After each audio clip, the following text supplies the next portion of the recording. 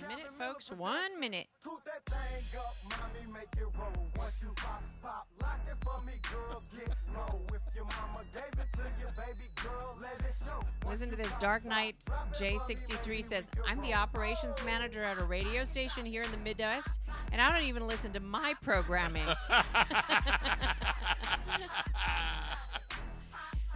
Well, Dark Knight 63, play us if you want to.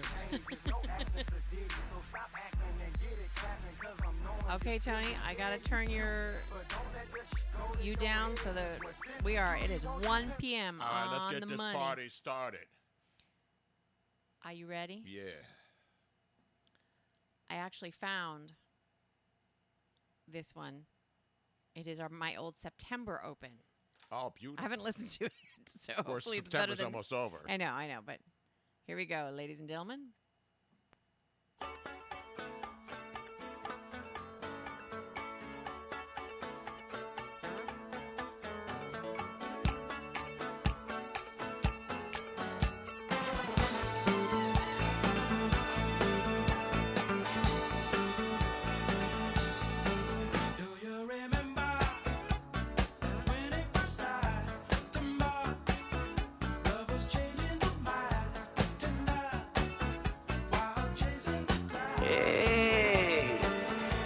Something awfully spooky going on around here.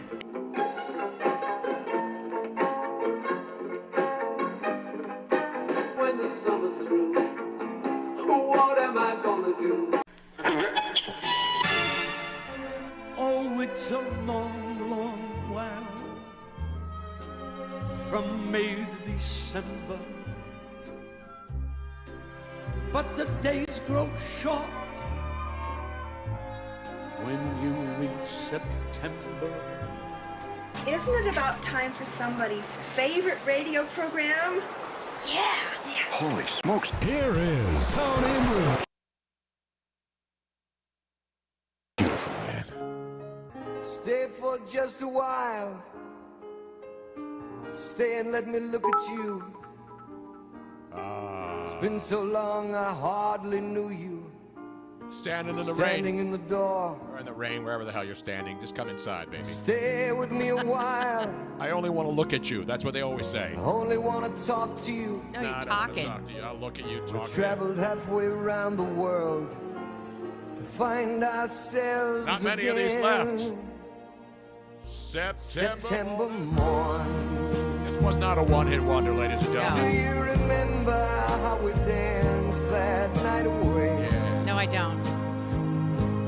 Two lovers playing scenes from some romantic play. If only you would dance with me, Tony. Robin. September morning still can make me feel that way. By the way, transcripts of this program will be available later on at Merkel Press, Unredacted. Chicago 60609, ladies and gentlemen. Unredacted, Tony. Absolutely no markers were used. Exactly. No Sharpie pens. It is one-hit wonder, What Up Wednesday, ladies and gentlemen. You don't get that conflagration or confluence or any other flagrations that you like anywhere else in America. We welcome you on a What Up Wednesday, as I mentioned. Did I mention it was What Up Wednesday? I'm going to be a Hump little... day, baby! I'm going to be a little, what you call... What's the word I'm looking for, Robin? Scattered today? Are we starting that this early? Well, we got up early today. Yes, we did. We went to bed late last night and got up early this morning so that we can be here for What Up Wednesday. What up? And, of course, it's National One-Hit Wonder Day. Yes. And if you listen to the show with any regularity and avoid excessive use, I need to know which... that's Barnaby Jones. Is that Barnaby Jones? You know who Barnaby Jones was? He was a doctor, right? That was Jed Clampett. He was Barnaby Jones, remember? I don't remember that was Jed Clampett. Yes, it was the same guy. Buddy Ebsen played Barnaby Jones. Am I right here? No, it was the other white-haired dude. No, I'm telling you, Barnaby Jones. Look it up, Robin. Look up the TV show. That's of course, Rebel Man, I believe, is using the Barnaby Jones theme because he played it yesterday. Dang it, you are right again. Who was Barnaby Jones, Robin? Jed Clampett. Exactly right. Well, that's not his name. Well, no, Jed Clampett, But of course, the was... the theme song was composed by Jerry Goldsmith, who was one of the most avid TV theme song composers of his time. Again, you're gonna question my knowledge. I know. I shouldn't. Buddy Ebsen, of course, was Jed Clampett. Yep. Barnaby Jones. He did so many different things, but everybody remembers him on. Who am I thinking of that was another doctor show with white hair? Andy Griffith. Well, no, he wasn't a doctor. He played a lawyer. You're either a doctor or a lawyer on TV. No, Nobody gives a shit about anything else, back right? in those days. Everything is doctor shows and lawyer shows. Until the Brady Bunch dad became an architect. That was also another acceptable And then he vocation. was banging one of the kids. Which one was? I don't know. No, he wasn't banging. It was the mother. Mother that was banging everybody, right? The mother was banging. Hey, that's the way it should be. I miss those good old days. They're still around in some places, but not everywhere. We're going to play a lot of one-hit wonders today. You know what I mean, Robin?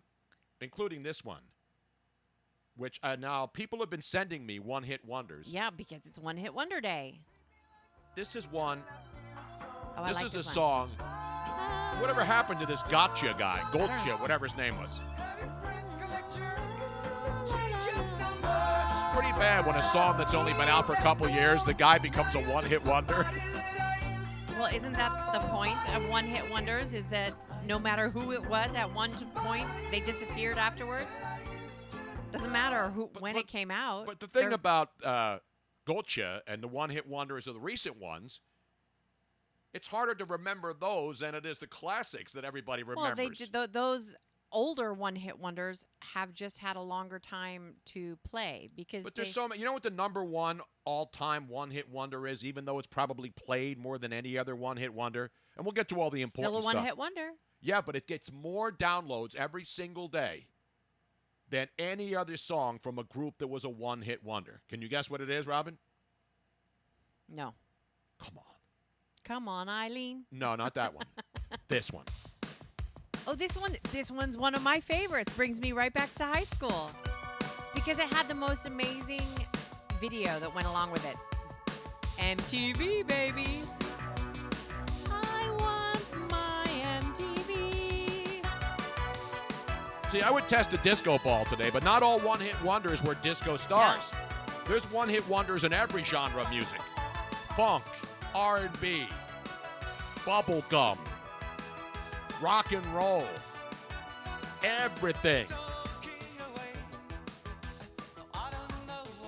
I read this morning that this song, a-ha's Take On Me, still gets 500,000 downloads around the world every single day, even though this group had no other hit. I hope that they're still getting a major cut from this. I think they're working with ABBA at some Swedish meatball factory, cranking out Swedish meatballs for IKEA stores all over Swedish? the world. Who? I thought they were British. Aha, no, I don't know who they are. I'm joking. See, or German. Whatever they are. That's even high for me. Can you get that one? Of course, Robin. You know I have great range. I got the radar range. And yesterday, ladies and gentlemen, we will be playing a bunch of these one-hit wonders. If you have any other ones, you can just send them in to us. Aha wasn't a one-hit wonder. They did a Bond song. Which Bond song did they do? But it wasn't a hit, was it? Which James Bond theme did Aha do? Now, of course, Duran Duran did James Bond songs. There are a lot of big artists. I believe Shirley Bassey is the only artist who's done multiple Bond themes. Tom Jones did Bond themes. Carly Simon did Bond themes. There is an official aha.com. It's the official aha website. So a one-hit wonder group that gets tons of downloads every day for the one big song that everybody knows has a website? Yes. Based on one hit song? Does it say the James Bond theme? Well, no. So their story, I believe they might be from Ireland. Aha. Lily, you're going to have to get down there. Oh, no. Maybe not. They first performed at Oslo's Concerthuis and then at the London's Royal Albert Hall. So maybe they are from Speaking of Bond, Norway. I got little Lily right here. Now start the show. Look at this baby girl. Look at this little baby girl right here. All music. Let's see. Lily, talk to these people out there. Lily, are you a one? Lily's not a one-hit wonder. No. She's pumped out 13 beautiful Oh, well, babies. they have lots of albums. I don't think any of them, though. But they weren't hits. No, That's they the weren't point of yeah. You can be a major recording artist. And still not have more than one hit. So they did in the Living Daylights was the theme by Aha. That was the Timothy Dalton one, wasn't it? Yeah. Was that one of the Timothy? Bomb I think all the way around. Timothy Dalton. I think did he do 2 Bond movies or 1? And you know I'm a Bond guy, not Gold Bond. Although I could use some in this heat and humidity, even though it's fall already. Gold Bond medicated powder. I've seen every Bond movie multiple times. So they are Norwegian. Same thing, Swedish, Norwegian, same thing. They all eat that like nasty cold fish shit. You know, all that other stuff. I don't remember. I don't remember them doing a Bond theme. I don't either. Timothy Dalton doesn't count. Not Barry Bonds, of course, or Gary U.S. Bonds. It's great Bond knowledge right there. Oh, here, Wikipedia. Don't question my musical knowledge. 10 studio albums. Aha had 10 studio albums? Yeah. And 1 hit, knew? ladies and gentlemen. Who knew? Here's another one of the one-hit wonders that a lot of people don't hear very often. And I like this jam, Robin. It's a good jam. Put it on toast. Now, a lot of people have done versions of this song, but this is the best version. By Ram Jam. Oh, I love this. Not Norwegian Wood, no.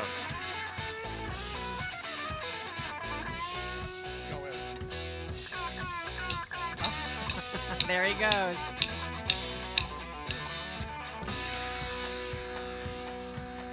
I love the way it starts. Oh, Black Betty. Oh, Black Betty, bam lamb. Oh, Black Betty, bam lamb. Black Betty had a child, bam lamb. The damn thing went wild. Bam lamb said a word not of mine. Bam lamb, the damn thing gone blind. Bam lamb said, oh, Black Betty, bam lamb. Oh, Black Betty, bam lamb.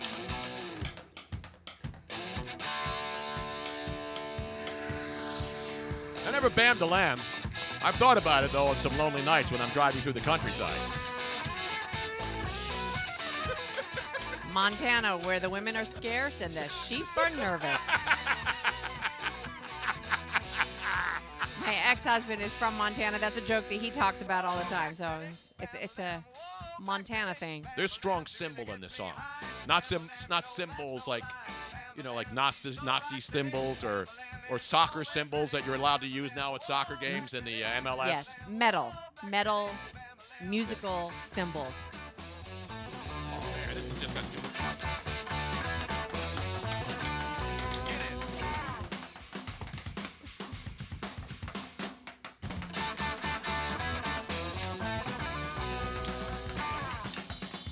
Now we are getting requests, Tony. So I hope you are going to be keeping track of these.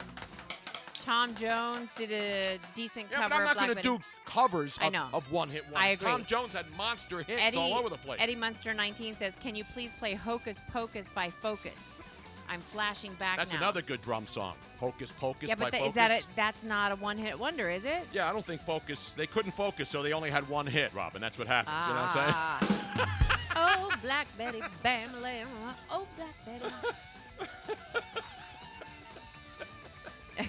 Clarky Bob says, "You are not a New Zealander if you haven't bammed a lamb." Oh! You can go for some lamb chops right now. Now, Tony, before we go all crazy and continue with the one-hit wonders, we're going to intersperse them throughout the show. Yeah, of course. I just wanted to get the party started. Yes. So let's put a hold on the rest of the one-hit wonders for a moment. Even this one where I can just get just another little taste of right. this one. This is just a special request just coming in.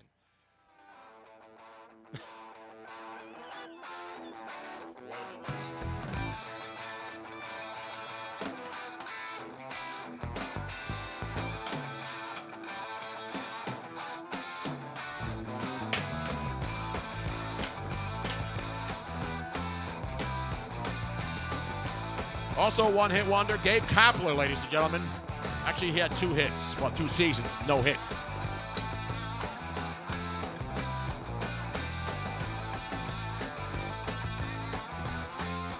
Gladney, North Carolina, that mirror ball is really working. Yeah, imagine what it's going to be like when it's up. We have not had a chance to install it yet, but it's going to be amazing. They got Yeah, gotta yodeling yodel. in the song. Yodel, Tony. Let's hear you.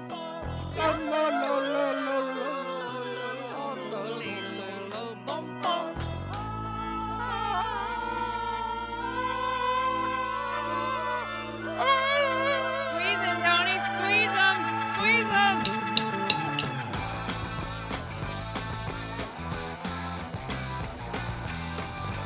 Andrew Knapp, I believe, of the Phillies is a one-hit wonder, too.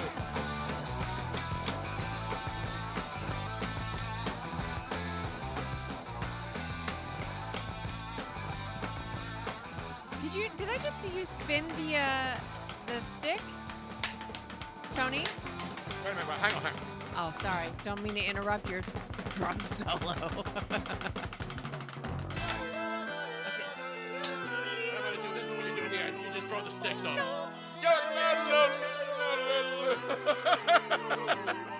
don't you understand?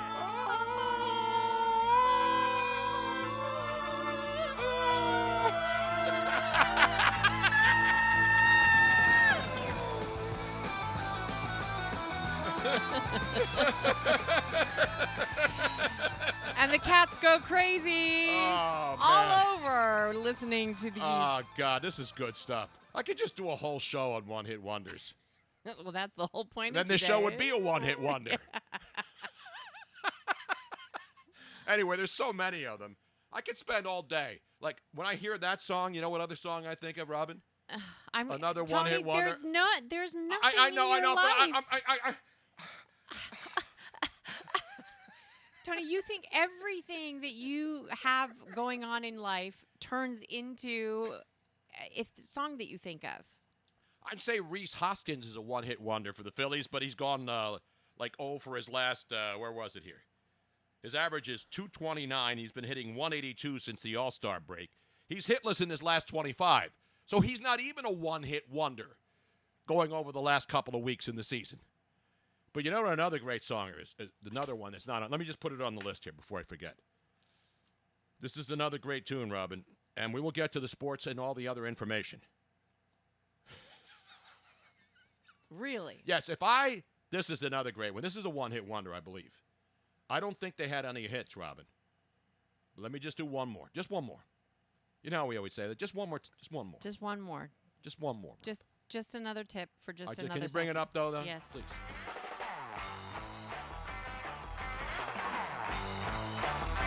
See, I don't have my sticks now, too. And I'm not getting them for you.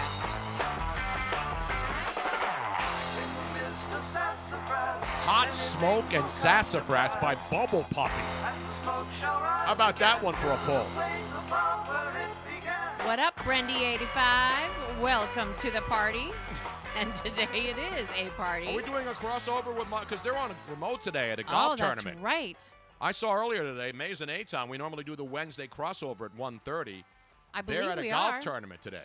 But I don't know if they can do a connection from a golf tournament through the studio back to They here. don't have to connect with us. The studio connects with us. All right, well, I'll see how they can do it. See, they're not crossing their stream. It's a triangulation sensation. Oh, I love triangulation. Styx is not a one-hit wonder, though, so you can't have groups. Just because they're songs that you like do not mean that they're one-hit wonders. Correct. They're groups that you may have never heard of who did one song and then faded into Bolivia, or they're groups like Aha, which had 10 albums but only had really one hit. That's why they're called one-hit wonders. And when we're talking about hits, they have to have been in the top 100 chart, right? Is it 100 or 10? I don't know. It means that, yeah. Well, back in the days, there were the top 50, Billboard's top 100. Right. Then of course, they kept narrowing it because radio stations would play the same 12 songs over and over again. So back in the day, it was the Billboard top 100. Then it was the Billboard 50. And then, of course, Casey Kasem counting them down. Yes. The top 50 songs in America every weekend. I do believe I see some new people. We want to welcome everybody, all of our good new friends, our old friends. Pizzeria One. I'm ready for tomorrow night. Oh, hey, is that Pizzeria One? I wonder if that is from up in King of Prussia. Yes, that's right up there at Screwballs. Is it Antonio? Screwballs. Yeah. Antonio's Pizza, which Yes. is right next door But his name is Tony. to Screwballs. No, it's Angelo's Pizzeria. Angelo's. But the pizzeria Right. man himself is Tony, of course. Yes. And I understand he's got a little See. Liege for me. Yes. Because I asked him, because he's Italian, so I asked him the other night he when I sent met a him. picture of a I big said- jar of Liege. I said, you got any Liege in there on your pizzas? And he and I were the only two people who got it. You know why? Because everybody else was I did. Medegan in there.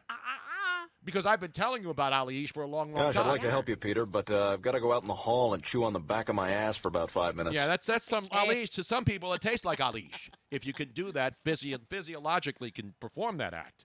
But meanwhile, Gosh, I'd like to help you, Peter, but I've got to go out in the hall and chew on the back of my ass for about 5 minutes. Why is it going on twice?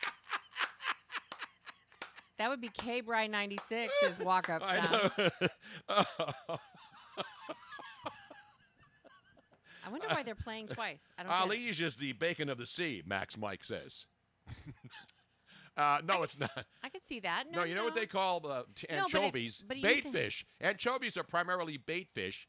Anything that a bigger fish can eat is a bait fish. Yes. But then you can also eat the bait fish if you catch them. Right. Which is the same thing with anchovies, a little mackerel, all that stuff that the bigger fish eat. It's S Falcon 39 says, I need a walk-up song. Well, then, if you are a subscriber, then you should be able to make yourself a blurp walk-up song. yes, if you subscribe to the show, which is free if you have Amazon Prime, then you can get your own walk-up song.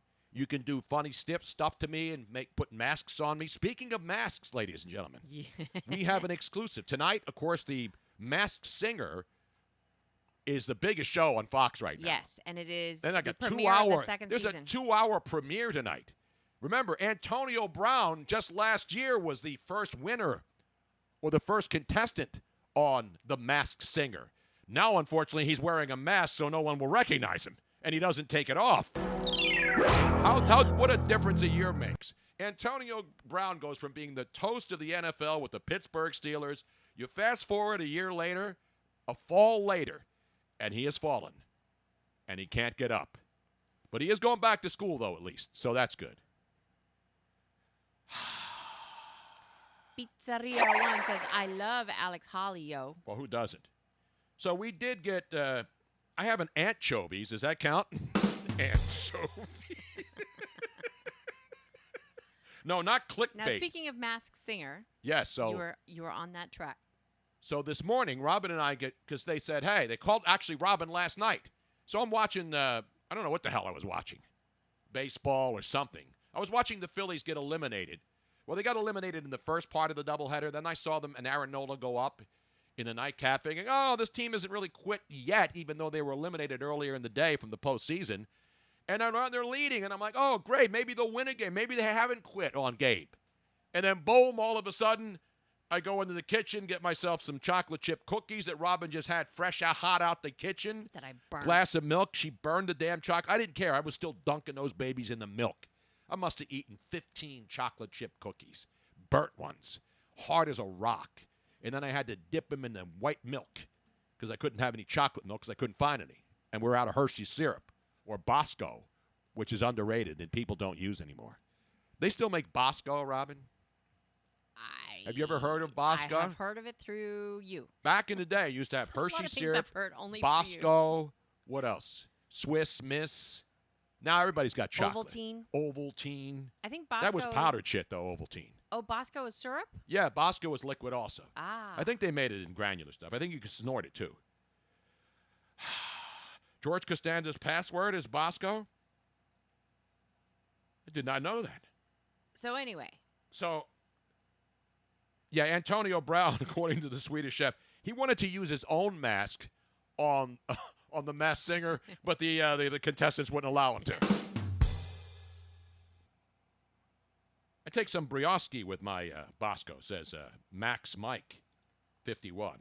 Meanwhile, let's get back to the business. So we got football, we got baseball. I mentioned the Phillies were eliminated. We will pay a tribute.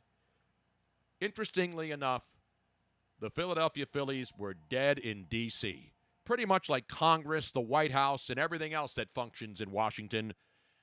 The how appropriate is it that the Phillies season crashes and burns in the one city in this country where you think about crashing and burn every single day unless you turn off the noise and all the news.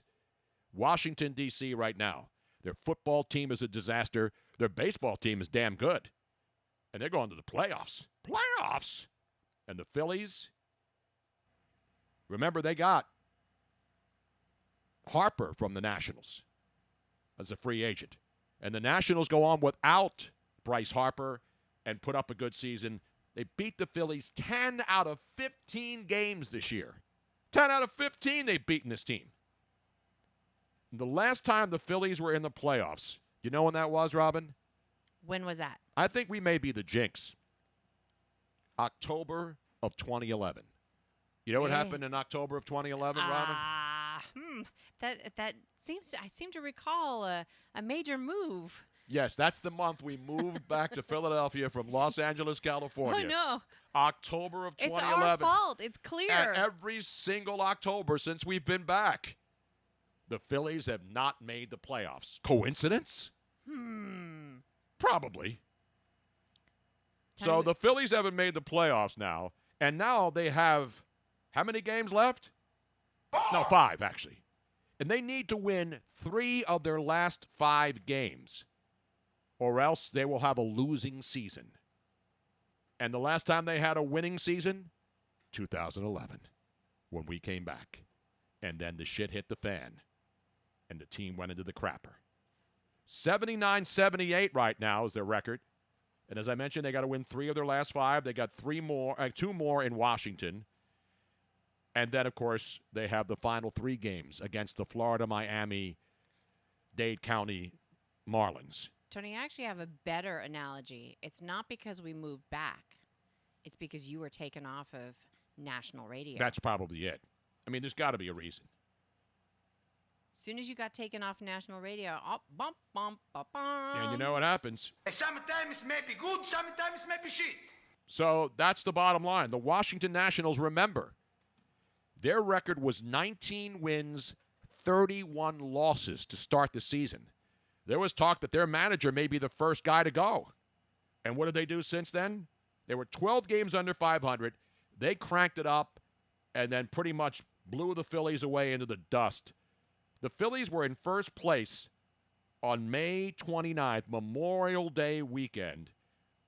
11 games above 500, 3.5 games up on the Atlanta Braves and Washington Nationals in the National League East. Then they proceeded to lose 16 of their next 22 to fall 6.5 games out right at the beginning of June. And then what happened?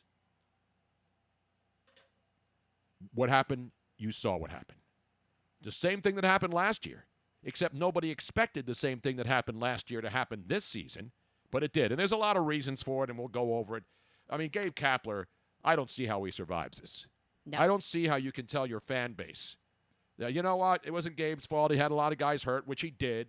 He had a lot of pitchers that they brought in who couldn't pitch, which is not his fault. But there were a lot of other things, too. There was just something about this team that could never click.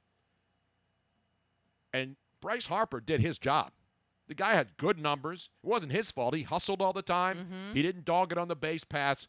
So when people in this town, when a player's played a lot of money and he's a star player, if he doesn't perform, they hear it. Because that's what this team's about, blue collar. They actually, fans in this town love players who aren't stars and go out and bust their humps more than they like stars who they always look at through the microscope to see whether or not they're playing hard for their money. So Bryce Harper, with a couple of exceptions, you know, when fans got on him, he did his job this year. Right. He did his job. The rest of this team, guys like Rhys Hoskins, who at the beginning of the year, people were saying, wow, they got to give this guy a long-term contract at first base. And what's going on?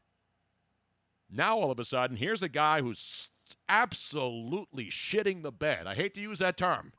And I don't know why it's become a popular term. Because how many people do you know that's actually shit the bed? How many people, Robin? Is Luigi on the line right now? Speaking of shitting the bed? Is he there? Because you have Luigi on line 1. Robin, can you tell me if Luigi's on line 1? She's telling me to hold on. We're doing a show here. Hold on. Jesus.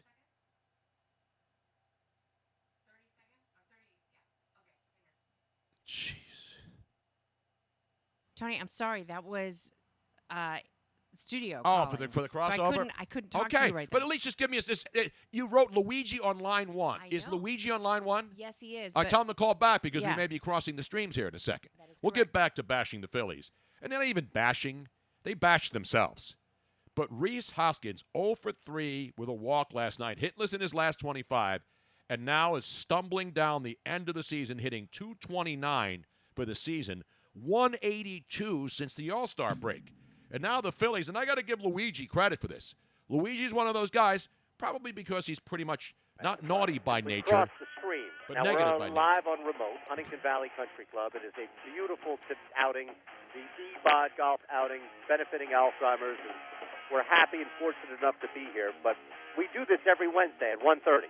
And the beauty of this segment is that we may go to break on the radio, Harry, but the show continues on the Twitch channel, BrunoNation Live. Correct. Yes. As we Yes. bring in Mr. Monday, Mr. Thursday. It wasn't Mr. Monday this No. past Monday, but No. we'll just gloss over that. No, we didn't gloss over it.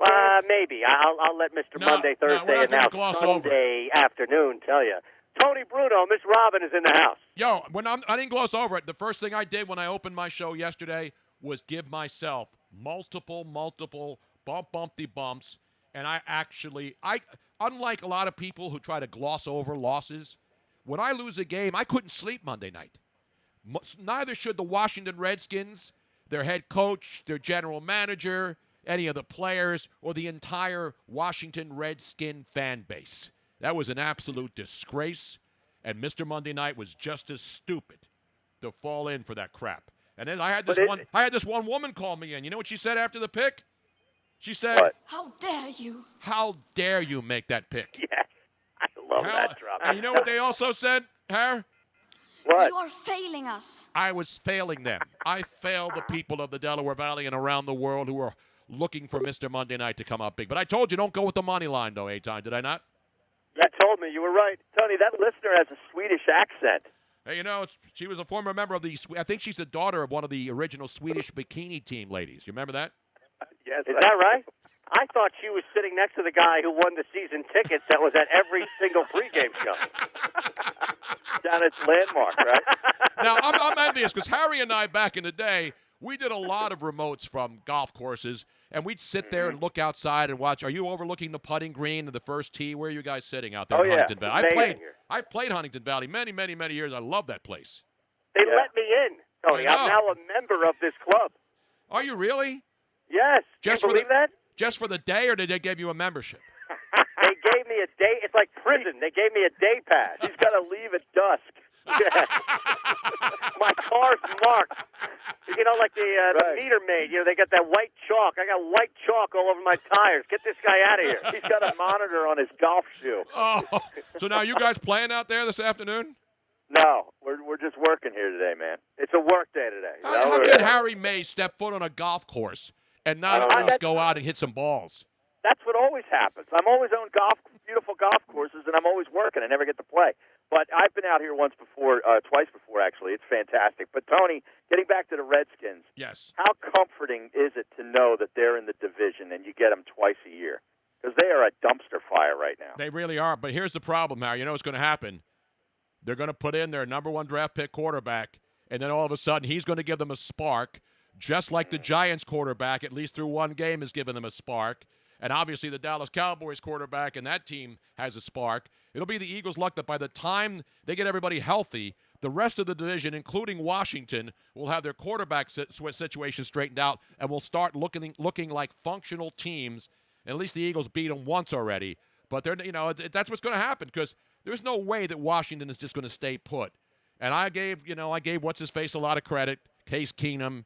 But you saw it the other night, and I said I was not going to go with the Bears until Mitch Trubisky proved to me that he can do it, and he throws 3 touchdown passes in the second quarter to Eddie Gabriel or whatever the guy's name is, Peter Gabriel. Peter Gabriel. Not Roman Gabriel. Not Roman Gabriel. No, he never threw 3 touchdowns. He fumbled a lot, though, Roman Gabriel, as you remember back in the day. Absolutely. Let's not Did start he suffer sucking each from other's small dicks quite hands yet. like Case Keenum? I mean, Case Keenum, the interception. I'm watching the game over at Landmark Americana over in Glassboro, and when he threw that first pick 6, I got up and left. I slammed down. Clinton Dix. Yeah, No ha, laughing Clinton. matter, Harry. Exactly right. Wow. Not at all. That was far from it. That game, it's so difficult to watch the Skins play and teams like that play. But, now, are you going to try to dig out of it? And all the people that you let down Monday night, are you going to reward them extra with something on Thursday night? By the way, I'm still having a profit. That was one dark hour for me. That wasn't my career. That wasn't a body of work. That was one bad night. You sound like J.J. Arcega-Whiteside. That's one drop, man. One drop. By the way, speaking of drops, Sal Powell, did you see what the note he put out there today? I didn't know Sal Powell did math. According to Sal Powell on Twitter today, he said that the Eagles in their last game dropped 19.4% of their passes in the third game. That is the highest number of drops by any team since 2015. 19 like a fifth. Yeah. Speaking of a fifth, I needed a fifth to watch the end of that game the other night. Exactly right. And then you moved to an eighth. No, I think you moved to an eighth time. Yeah. I moved to an ounce. Trust me. Watching that Eagles game, my lungs were like no mas. Roberto Duran. So now Harry and I are going to be out there in King of Prussia tomorrow night at Screwballs for the big Eagles Countdown to Kickoff pregame show live here on 97.3 and, of course, on twitch.tv BrunoNation Live. It's going to be amazing. 6 to 7. Right. It's an abridged version. Now, you gave out because the rest of the crew was out. I can't believe. You talk about speed. You talk about downfield speed. You should see how fast John McMullen and Colin Thompson can bolt from that top spot where we're doing our show to their cars. Oh, yeah. Like, are they on, like, what would that be, the 801 train? Yeah, exactly. Okay, 6 to 8, right? So Tony, of course, the soldier that he is giving out the ticket. You gave out the tickets, correct? I was doing that. Yeah, I mean, I helped. I didn't give out. I was helping, the great Joe Kraus, or Krause as we call him, schmooze the people, kiss babies, slap backs, have a couple of cocktails. Not catch babies, right? No, not catch. I mean, I would have stayed longer had it not been for Case Keenum stinking the joint up. And then I finally said, that's enough. Enough is enough. I have had it with this Monday Night Football game in this Monday night mess. And, of course, the owner of Landmark came by, so I had a couple pops with him, and it was a beautiful night. All right, speaking of enough is enough, the Phillies now officially eliminated down in D.C. after the first loss in that doubleheader yesterday. Yes. Gabe Kapler, is he coming back? I don't see how you can bring him back. And, again, I'm not one of these guys got to fire the guy. I mean, they have to win 3 of their last 5 now just to avoid not having another being losing under 500, season. right? Exactly. Yeah. So not making the playoffs is bad enough. If they don't win 3 of their last 5, now these Marlins games, I guess, for that perspective, they're important for the Phillies to win. So if they finish under 500, and for the since 2000, I mentioned to Robin earlier, the last time the Phillies had a winning season was Robin and I moved back from Los Angeles in October of 2011. That's how long it's been. That's when the last time they made the playoffs. That was the year that ended with Ryan Howard's torn Achilles. That's right. That's right. It's been 8 years? It's been, yes, October. This is the 8th consecutive October without baseball here in the Philadelphia area. Who would have thunk it? And I get it. Like, you have to move on from the manager, but this is such a deeper issue. Oh, yeah. Such a deeper problem. No doubt about it. Do you think the sport will ever get back to what it was from 2008 to 2012? Because, and you can speak to this being in this city, and I know Harry's been in the city longer than me as well, but I've been here for now 20 years. You guys even longer, and doing the job that you've done even longer than us.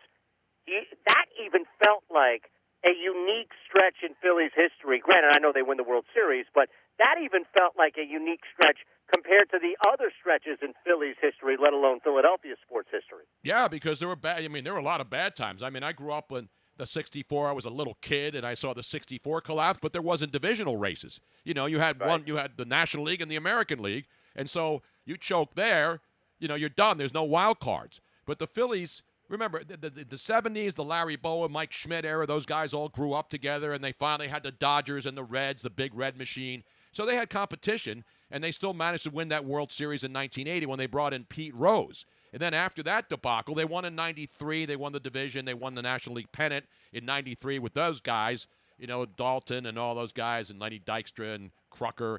And so they go to the World Series and then lose to Joe Carter. But that was a fun ride there, even though it was a one-year deal. And then, of course, they rebuild with the Jimmy Rollins and Chase and all those other guys, and they win another World Series. So to the younger generation, it seems like, well, it really hasn't been like the Boston Red Sox who waited forever. I mean, the Phillies waited from 1950 to 1980 to win. But, more legendary franchise. Dodgers haven't won since when? 86? Fernando Venezuela was looking up at that 88, I think it was. So you look, and remember the San Francisco Giants when they finally won. They hadn't won when they were since they moved from New York. So there's a lot of really storied franchises that go long periods of time between wins. And then you got teams like Miami. They win a couple of World Series. They got the entire organization, and then they reload and win again, and then got the organization. Now they're just gutting the organization every single year. So there's not even any hope of building with young players anymore down there. All right, Tone, last thing before we head to the Twitch break. Yes. Not exactly a storied program, but they suffered a big loss last week, looking to bounce back against their old coach in Jeff Collins and Georgia Tech this week, the Temple Owls. Will you be down there with me on Saturday? Let me check. That's a let me check? Yeah. Are we going to Georgia Tech down there? No, it's at the Link. Oh, it's at the Link? Yeah. Yeah, you're like 5 blocks away, right? Can I get tickets? You can walk to the Link, can't you? Yeah, I can walk. Maybe, yeah. You know what, I may have to I got Temple Owl gear. Do I have to wear Temple Owl gear and bring it down there and sing the fight song? Well, yeah, you can. I can't because I'm going to be in the press box. That's a no-no. You don't sing the cherry and the white up there? No. Isn't the press? Wait a minute. Isn't the Temple press box? I'm not on the broadcast team anymore. I can't wear gear. You can wear gear. Now, of course, Colin Thompson will be down there on the field, right? Yeah, I hope so. Now, speaking of which, what's the most egregious thing you've ever seen in the press box? Because I used to see this when I covered the Titans.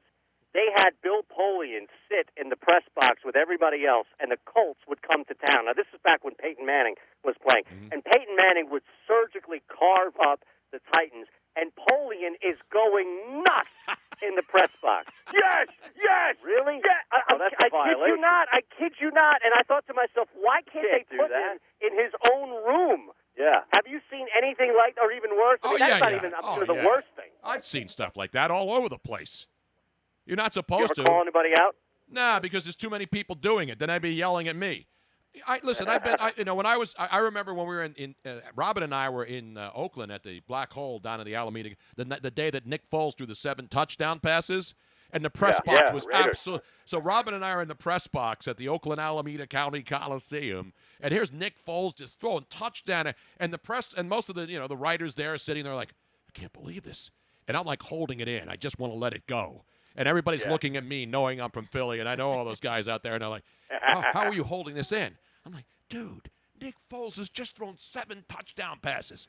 So, I mean, that's the closest I've come to erupting in an out-of-town press. But I see it at national. I remember going to USC games, and the USC honks would all start cheering in the press box. So, I mean, that happens. Gary Cobb out there cheering his head off. Colin Cowherd was out there. What's his face? Took his handicap parking spot from UCLA and went up in the remember the quarterback? Who was that UCLA quarterback who got in trouble? John Booty? Marinovich. No, he's a USC guy. The UCLA quarterback. UCLA. UCLA quarterback. McCown. Harmon. Cade McCown? Mark Harmon. No, not Mark Not Harmon. Mark Harmon from summer school. No, Mark Harmon's a great actor. He's been in a lot of stuff. Fantastic. He was a UCLA quarterback. Yes, he was. Probably the most underrated Harmon flick, right? Yes. It was Cade McNown. Cade McNown. All right. Now, listen, Tony, before we hit the break, we're going to set something up that we can talk about in the break. Want you to hear this cut from Dak Prescott. You ready? Yes.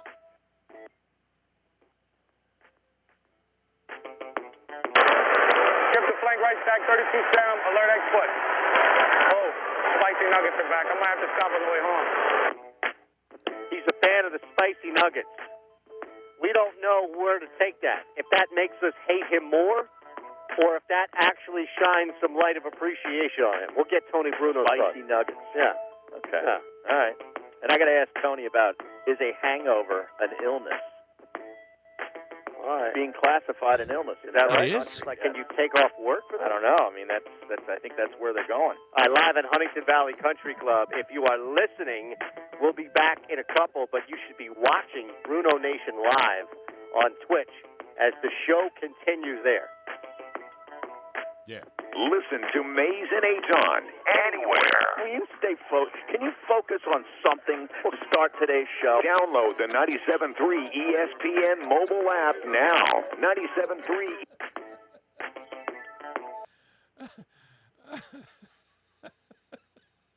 Hello. That's amazing, man. Yes. We're here. Hello. I got some spicy nuggets right here Yeah? for the What Dallas else? Cowboys. Do you make your quarterback. own nuggets? Who makes spicy nuggets? Is that I feel like Every I think stinking it's a place Wendy's does. thing, right? You can go to any bar and get spicy nuggets. It's not like, but he's probably got an endorsement deal. That's what these guys do. You know, Yeah, that's what I'm saying. It's an endorsement deal. Absolutely. Well, yeah.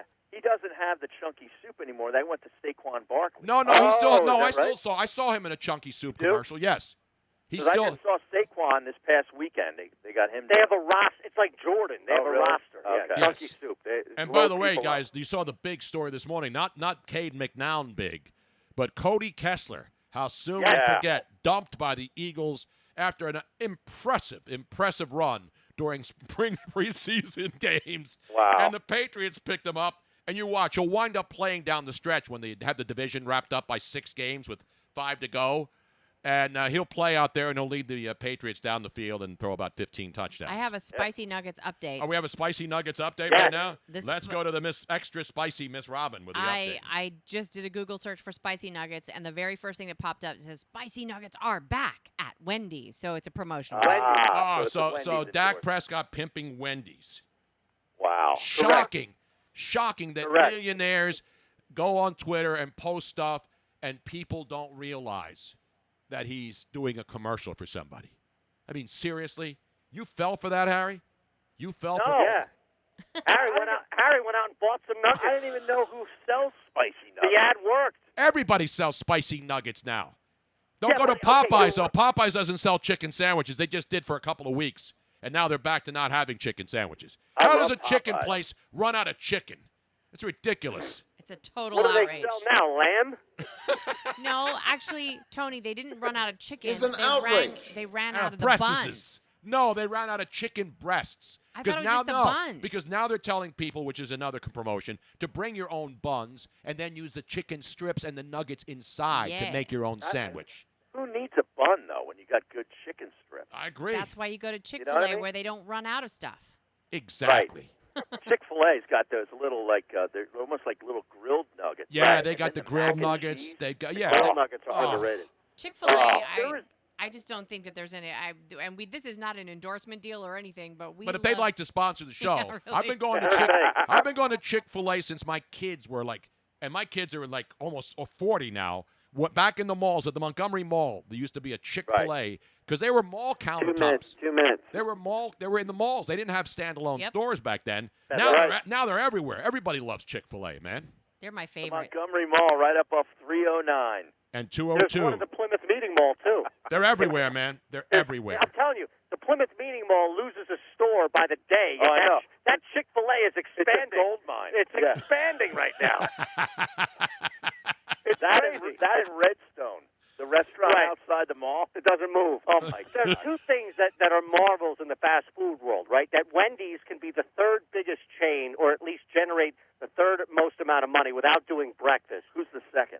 It's McDonald's and Burger King. Burger King, Burger McDonald's. King is still Oh, yeah, they're really. up. Well, 'Cause I felt that they've fallen off. Oh, you kidding me? They're almost like 7-Eleven back in the day. Like there was a time when 7-Eleven was the mini mart, you Yep. know, and now you don't even go in them because they're so damn dirty. Like Yeah. I don't even think about 7-Eleven anymore. I only go in there. went- I only go in there like at 3 in the morning when I'm really hungry, and there's that last hot dog that's rolling around on that grill, and it's just. And I say, do I take that one? 1 minute, guys. 1 minute. Do I leave it or do I take it? Well, the gamble is whether or not that hot dog actually has toppings on it, or if it's just been out there so long that it's collected its dust toppings. I used to get the burritos. Take the and money line. Put them in their own microwave. Oh, I'd man. use their microwave. Come on, That's guys. It's how lunchtime wasted I now. was. People are trying to eat. I know. Come on. You mean like the kind of microwaves down in Florida where they were heating up urine because they were right next to the drug check place? Really? Did you read about that story? No, I didn't. There was a 7-Eleven that put out a sign that says, "Do not heat up urine in microwave." 20 seconds. Does that work? Can you heat your urine up to the point in which you can pass a drug test? Who do I look like, Ontario Smith? We already had the Whizzinator breakdown segment. How many times on the show? No, this is different. The Whizzinator's different than cooking your own urine, Tony. I don't know if it was their own urine. All right, we'll see you We're tomorrow, Harry. about out of time, guys. We're going to see you on Thursday night at Screwball. With Harry Mays and Eitan Shander on 97.3 ESPN and the 97.3 ESPN mobile app. Beautiful. And there you have it, ladies and gentlemen, the weekly crossover.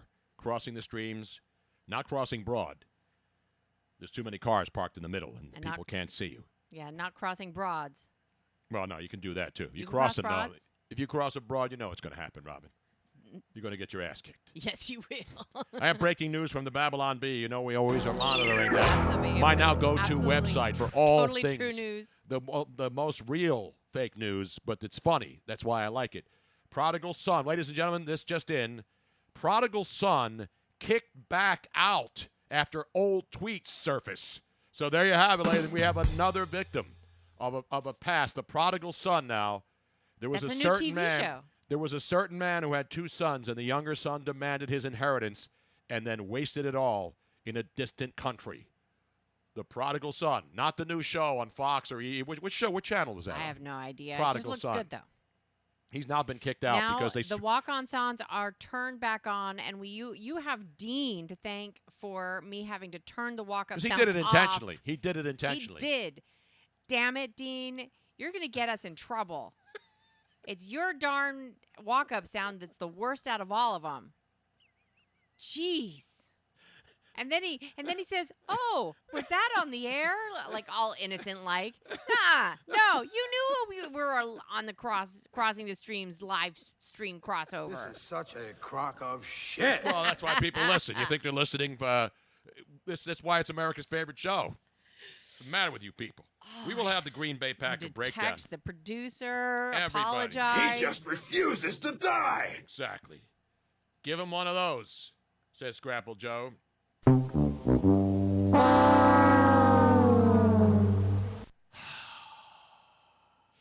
Meanwhile, let's get back to the business. So anyway, the walk-up sounds are back on. I have unmuted them since it is now safe again for anybody to have say whatever they want.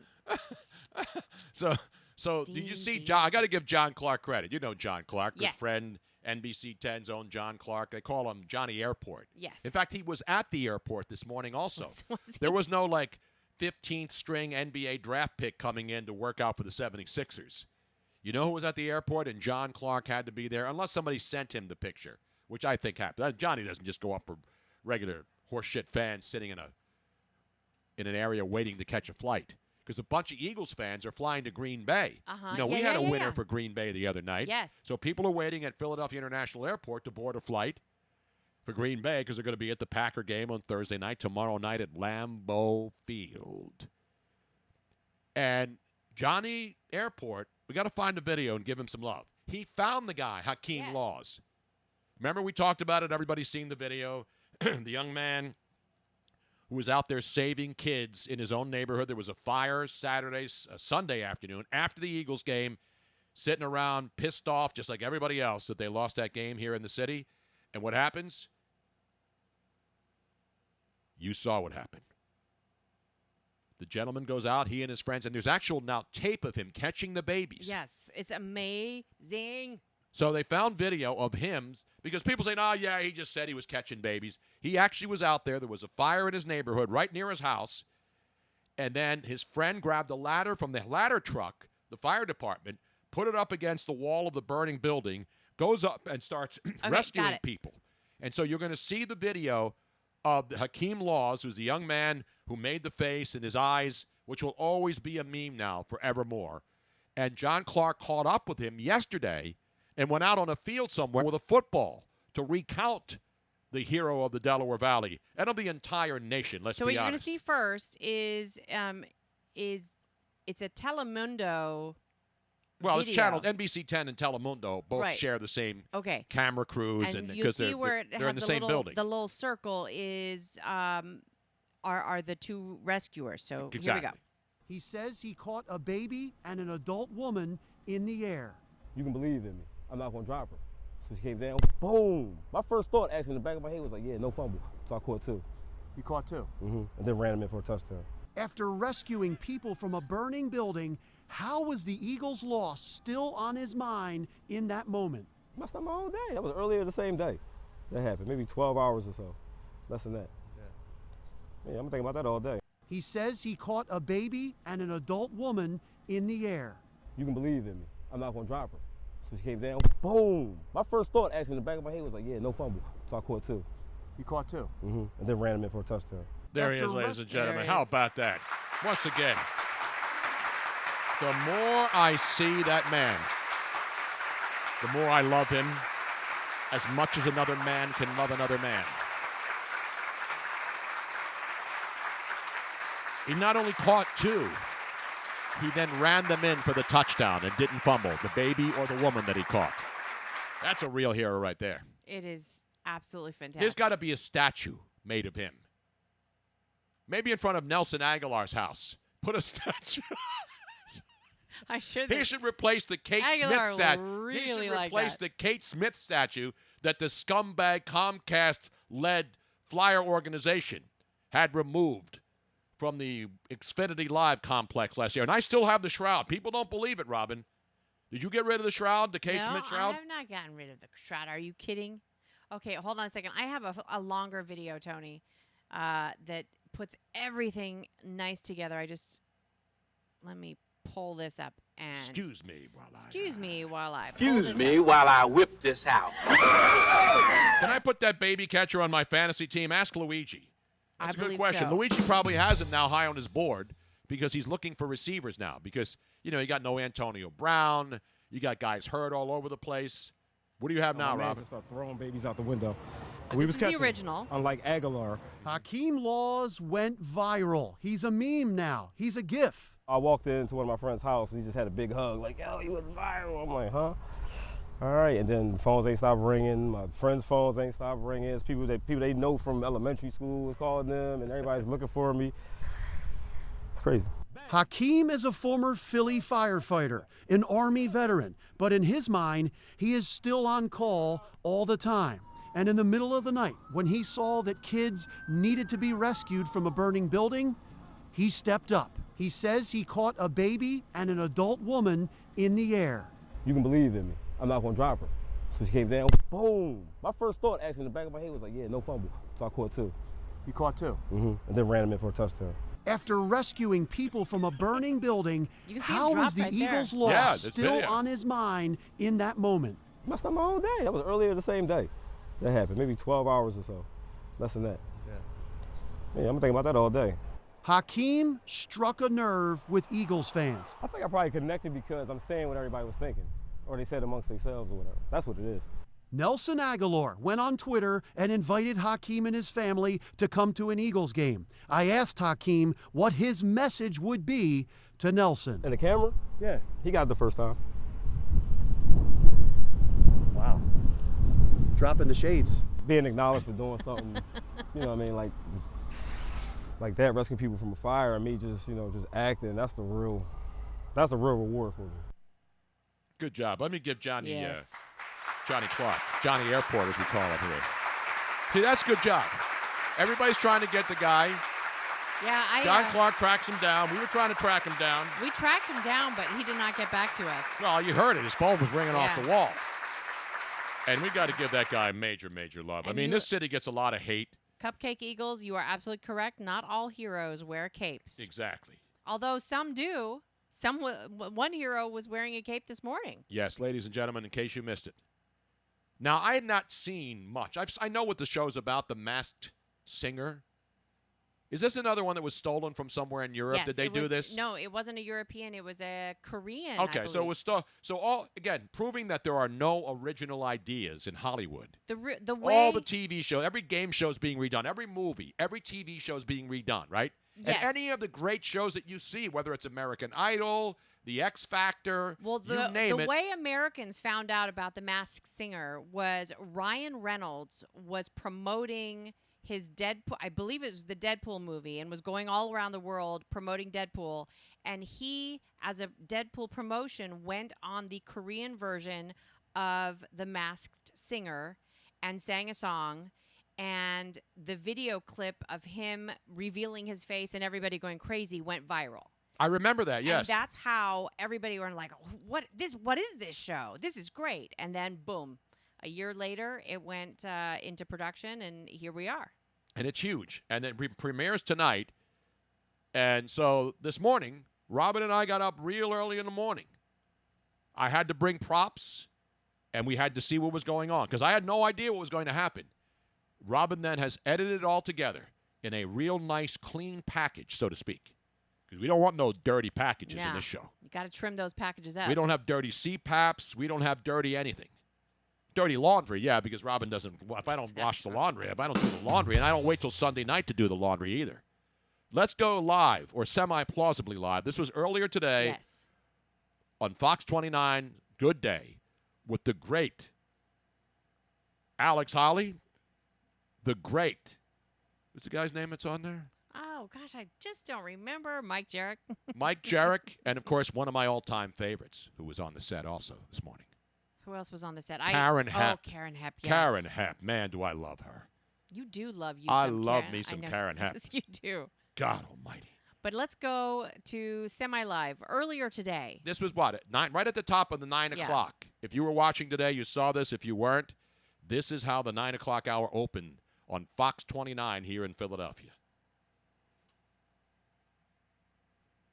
And volume is why not here. Robin? Hello? Hello? No. Why is there no sound? Hold on. Wait a minute, Un Robin. momento. Wait a minute.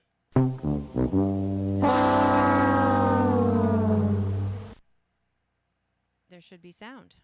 Yes, there should. There should be sound. There should be music. There should be special effects, explosions, bombs bursting in air. Why did my sound turn off? Oh, I wonder if this is one of them. Hold on. This is a weird thing. Robin, really? Hold on, mister. Robin? Look, it's... Robin? That's why. Robin? Hold on. You know, you should have told me. I could have played... Let me play a little, another one-hit wonder that I love. No, this while is... we're getting ready. Okay, let me play. Can you bring up my music so I can play another one-hit wonder? So we don't. Here we go. This is another, but this is one of those one-hit wonders that everybody knows. But nobody knows the name of the artist who did this song, Robin. Do you know the name of the artist who did this one-hit wonder? Nobody. And of course, this became a really big, big song on Saturday Night Live back when it was funny, remember? The whole head thing. Sitting in the car, Will Ferrell, right? And who was the other guy? Chris Kattan, I believe, right? It was Will Ferrell and Chris Kattan, and they would be going to a club, all discoed up, and they'd sit in the front seat. And they even made a movie about this, right? Yeah, there was a movie. That's what they did on Saturday Night Live. They get a funny bit, and they turn it into a movie. All right, here we go. Hadaway. This should work. Not Tim Hardaway, Hadaway, Robin. Haddaway. Hadaway. And he went away after he did that hit, but that's one of those songs that everybody knows and everybody still loves on One Hit Wonder Day. Now let's go back to Fox 29 this morning. Why is it still not playing? What the hell is going on here? No, there's something. This is very annoying. That was Night at the Roxbury. Thank you for that. Was the movie that they did. It was about going to a club. It was playing earlier. I know it was, Robin. It doesn't matter if it was playing earlier. No one heard it when it was playing earlier. People want to hear it now. You know what I'm saying? I'm very annoyed. By the way, I have breaking news, ladies and gentlemen. Just when you thought Samuel L. Jackson has not had every job in Hollywood and every movie ever produced? Guess what? Amazon, ladies and gentlemen. Amazon has hired Samuel L. Jackson to be their first celebrity voice using neutral text to speech. So instead of hearing Alexa, you say Alexa again. You get it, Robin? And if you want Samuel L. Jackson's voice coming out of your Amazon smart speaker, you'll be able to. Jackson's voice will be available thanks to neutral text-to-speech, Amazon reporting today. Breaking news when you just haven't heard Samuel L. Jackson's voice quite enough. There you have it.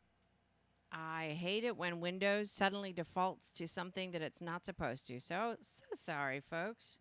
Are we ready now, But Robin? that's what happens when you're doing Robin, if you live don't show. get this right, I'm going to call for an official impeachment inquiry of you from this show. I would be more than happy for you to hire somebody else, Tony. Can I impeach you? Yes. Here we go.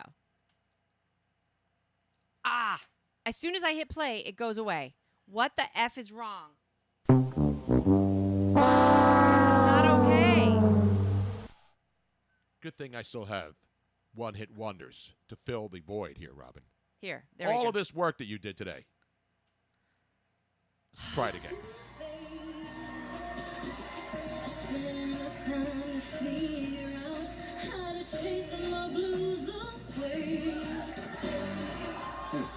Costumes are elaborate. They're more than just masks, but The Masked Singer is back tonight on Fox. It's on at 8 o'clock. I think it's a 2-hour special tonight. Celebrating with our own Masked Singer. Now, these are Delaware Valley people that you would know. So this is our first Masked Singer. Now, I'm going to give you a hint. This person has attended 30 Super Bowls. Take it away. Stacy's mom has got it going on. She's all alone and I'm waiting for some time. Stacy. Okay, that's can't good. You see? That's probably enough. We don't want people to turn away. That is our one-hit wonder today, too, Stacy's mom. That's true. You're on theme. So now, what costume is this? Is this the egg? Oh, this is the egg. And now I see the yolk. Yeah, that's no yoke. All right, start guessing This on is a Twitter. good one. I'm not even sure of the gender. I have a pretty good guess about the gender. Do you think it's a woman? No. Oh. You think it's a man trying to sound like, get out Like a there pitch falsetto voice or something? Yeah. You thought that was watch it be a woman and we'd be all wrong. 30 Super Bowls? So are they a football player, a former football player? Mm, No, they'd be an analyst or something, right? They cover them?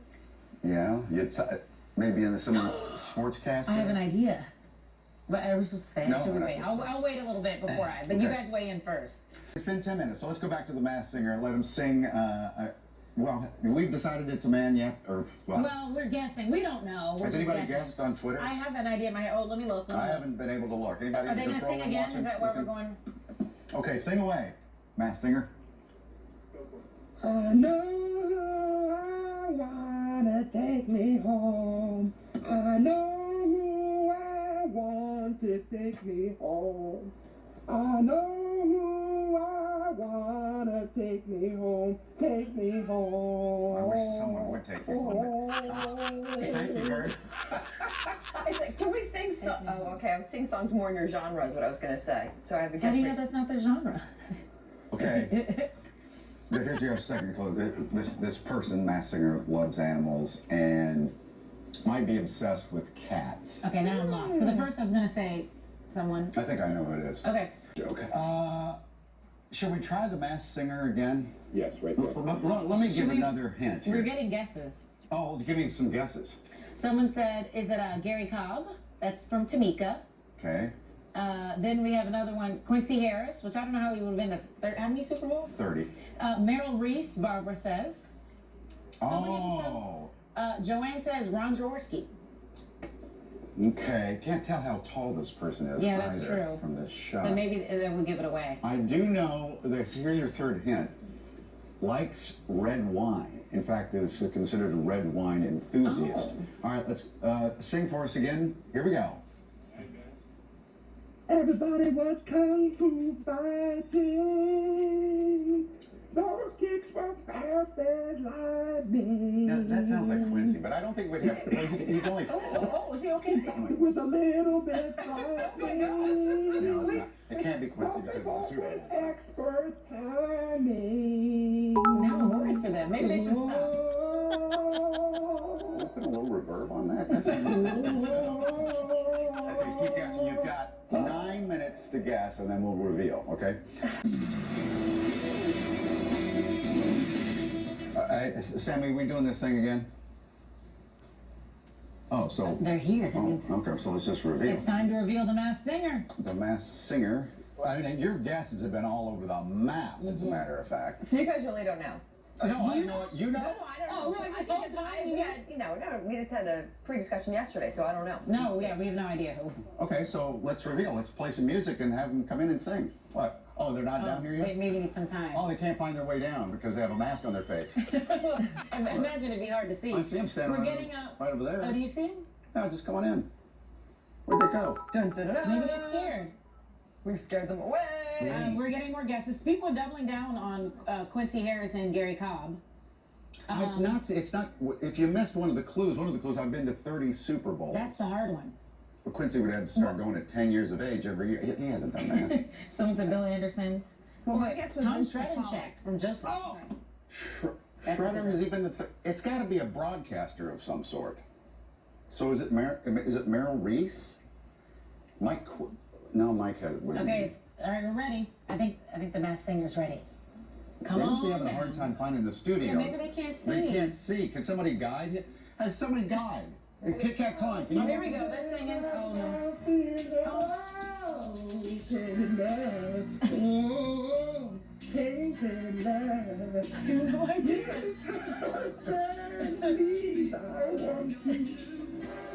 Let me help you. We gotta think this through. There's cables and everything else. Oh, they even have them covered in the back. I really can't guess. Oh, you're right. You guys have thought of everything. Guys, we have no idea who this is. Our producers did this. All right, let me take that from you because it's fake anyway. Is it time for the reveal? Go ahead. 3, 2, 1. Who is the masked singer?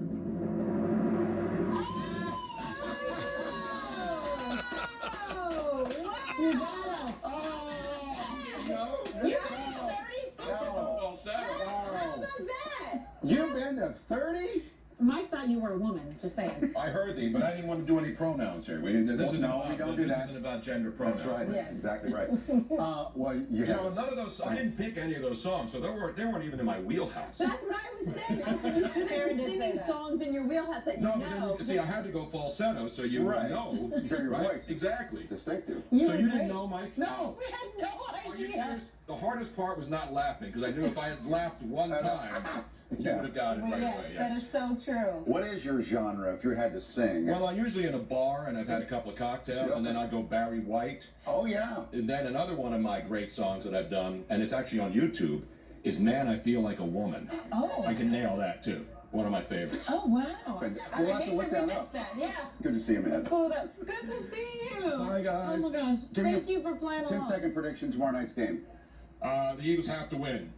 They have to win the game, Mike. There's no question. They have to win the game. Oh, they'll never make it to a Super Bowl. No, they'll make it. No, they'll win. I think the Eagles are going to win this. I think they're going to shock a lot of people. We're going to run the football. Run the ball! And, of course, Miss Robin's here. Hi. And Miss Robin. Okay, so... That was good. I had no idea. There you have it, ladies and gentlemen. While you people are sleeping, while you people are just thinking that we just plop into this studio every day in the wine cellar, we don't do that stuff. When nature calls, we respond. And so when Fox 29 producers called Robin yesterday, actually it was last night. Yeah, last night. I'm sitting on the couch watching baseball. She says, "Oh, I just got a call from Fox 29 because I used to go on there all the time, but I had to be there at 5 in the morning.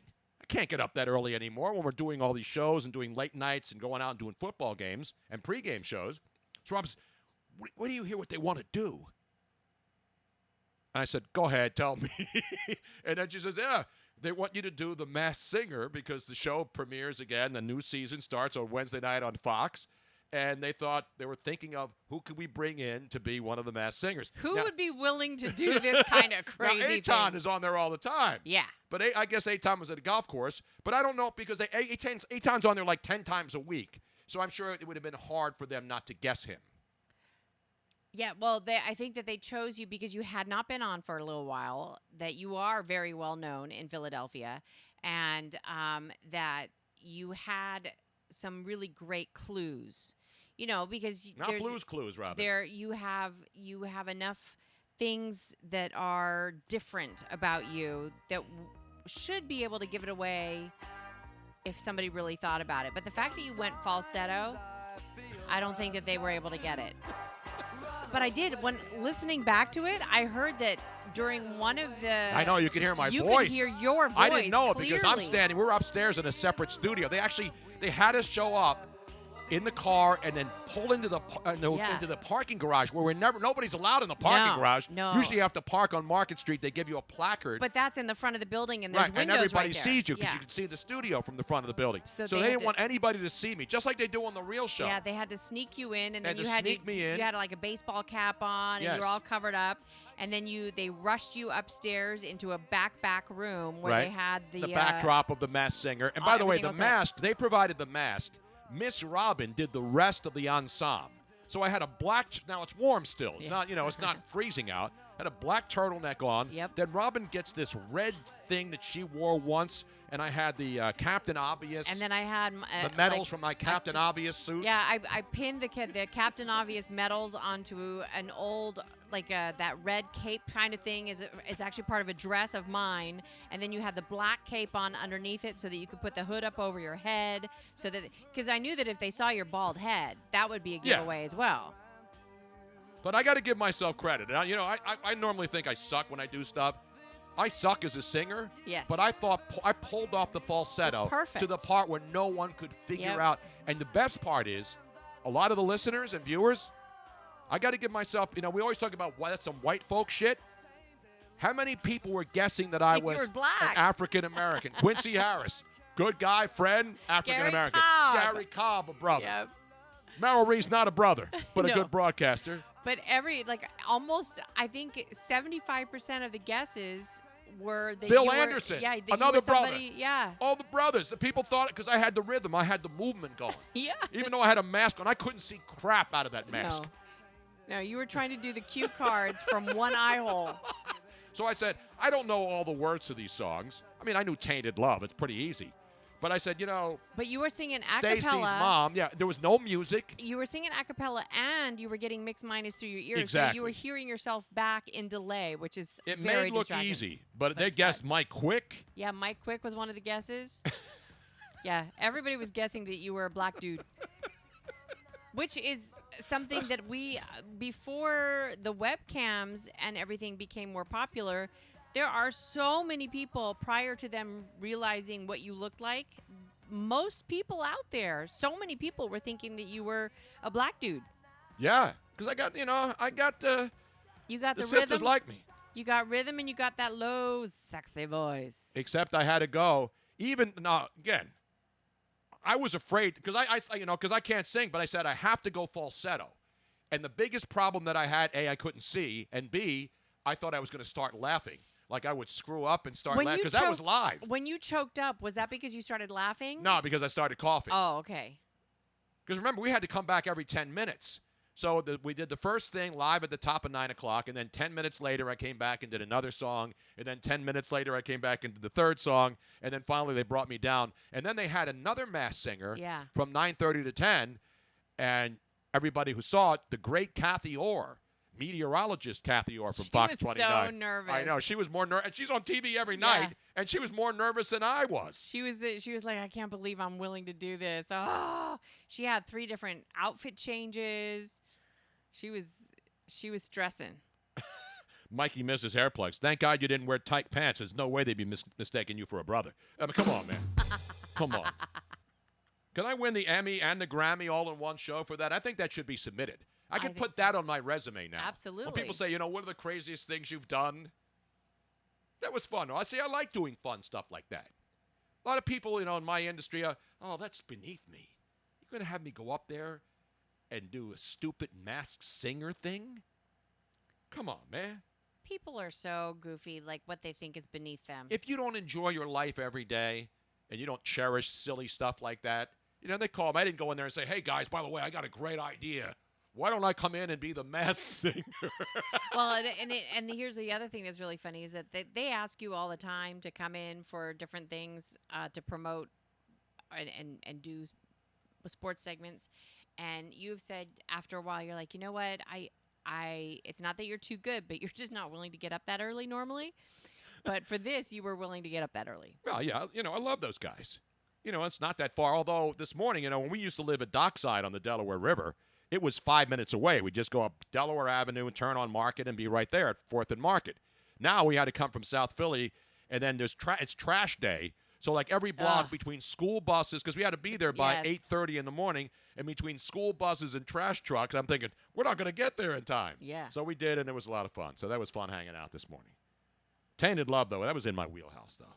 You notice I kept singing, and I couldn't hear anything. Speaking of taints, yes. Oh. Bob from Valley Forge checks in, and he says, do you get that keep that mask for a bedroom play later? I don't need the mask. Tony looks like an egghead anyway. No, I have, yeah. There was a yoke on top of it. I didn't even know what it was. It's a yoke. Now, usually I'm more into a full leather or vinyl mask at home for home use. That's the home version of the Tony Bruno game. The mouth? Does the zipper go up and down or sideways? It's just a full latex thing myself. I can't use latex, though. I'm more into vinyl. Are you latex allergic? Are you allergic to latex? I'm not allergic to anything, Robin.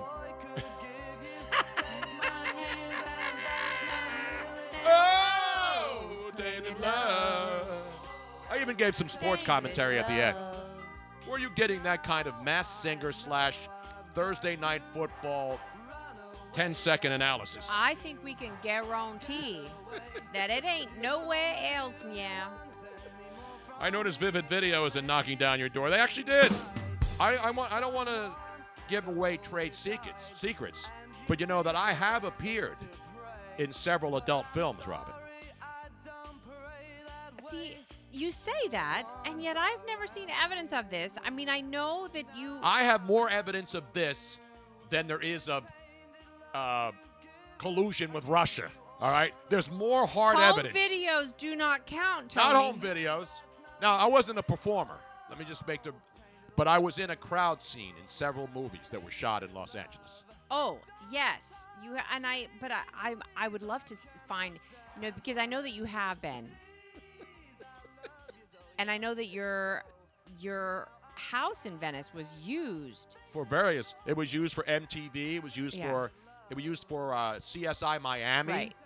Yeah, my house, because what they do in L.A., when you live in Venice and you got palm trees everywhere, they don't want to fly to Miami to do a lot of external or internal shots, so they pick out streets. Californication, obviously, was shot in Venice, but a lot of shows that are Miami-based are shot in L.A. Mm-hmm. They go to Miami, and then they have a crew going around and just shooting B-rolls of the beaches and all the other stuff. And then when they shoot there, they just go in the neighborhoods and they knock on people's doors and say, hey, your house is good. This is we want to use it. Can we use your house? And they pay you money to use your house. So Date My Mom was filmed in my house, an episode of that for MTV, and then a couple of adult films were filmed in there. Now, I think with Date Your Mom, you said you left, right? Yeah, they didn't want me around. And then those bastards drank all my vodka and stuff. So all these MTV roadies are in there. And now you're paying me to use my house. That's fine. I was working anyway. So you sign they sign a release form. I come back. All my vodka's gone. My stinking gin's gone. Because I had an open wine cabinet there. I had an open booze cabinet. I didn't have it locked behind closed doors. Sons of bitches. It's ridiculous, man. It is ridiculous. All right. So, where were we? They at least should have replaced.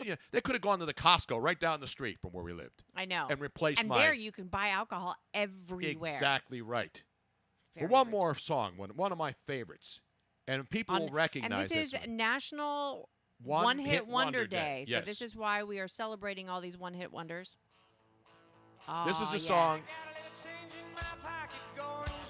that a lot of people know from 17 years of appearing on KNBR 680, the sports leader in San Francisco, California, every morning with a great Gary Radnich. And this was the open that they used. I didn't pick this out. I didn't even know this was the Georgia Satellites, but this is where they always picked it up.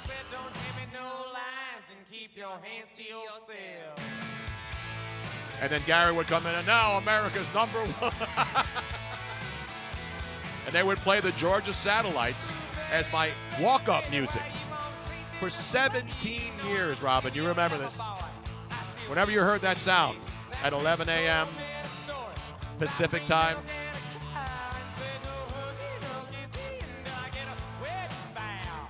bye-bye, Salinas. Don't hand me no lines and keep your hands to yourself.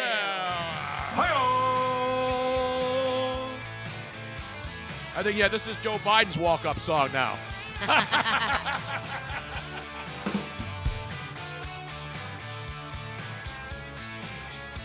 I love this song. Oh, I forgot my pick. I got 2 picks the other day, yes, too. you did.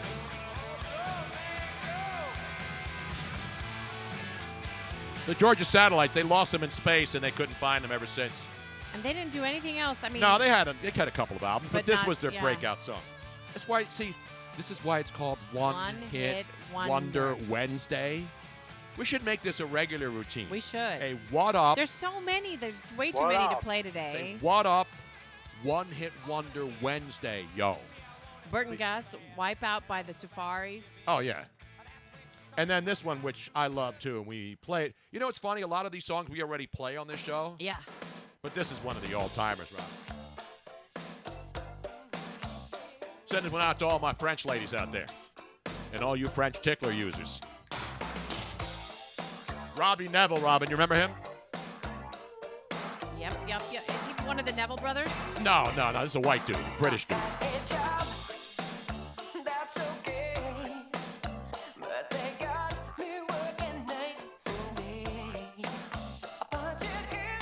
Yeah. What's the name of the song, Robin? C'est la vie. What you gonna do?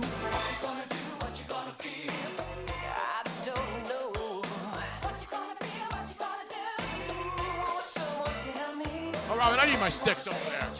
Please pick them up. I'm like a guy who has hands tied behind his back. Everybody now. That's just the way it goes. Right.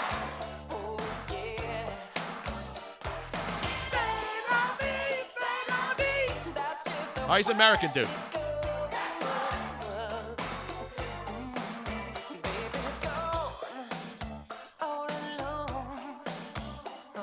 This was nominated for the MTV Video Music Award for Best Editing and Best Cinematography. S Falcon 39 must be a slow sports day playing one-hit wonders. No, it's One Hit Wonder Day. It's National One Hit Wonder Day. I don't have any impeachment songs, so I do that because that's the other trend. The trends are One Hit Wonder Day and everything else is impeachment.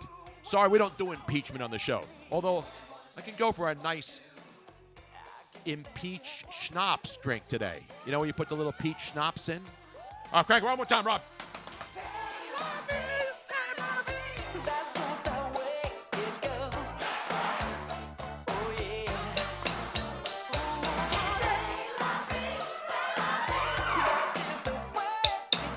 That's right. Oh, give me a little sax. What you been doing? You say your car broke down, the thing just isn't moving. Yeah.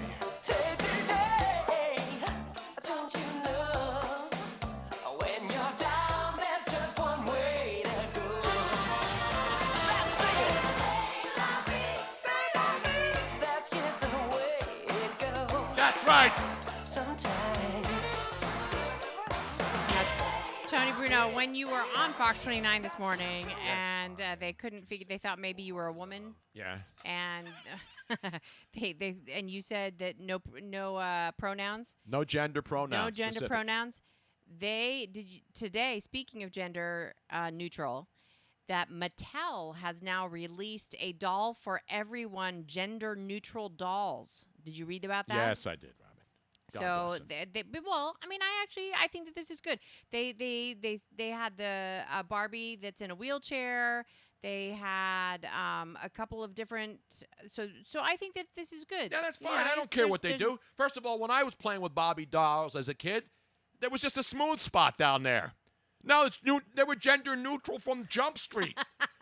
Yes, they Right? were. Ken never had a penis. That's true. Barbie never had a slit. They have They were always. just smooth bodies down there. You know what? So now That- they're gender neutral? You mean they're coming back and putting the old Barbies out in Ken dolls where they didn't have any sex organs? I mean, if you think about it, they were gender neutral from beginning, and with all of the makeup and the big boobs, and we actually did back in the day when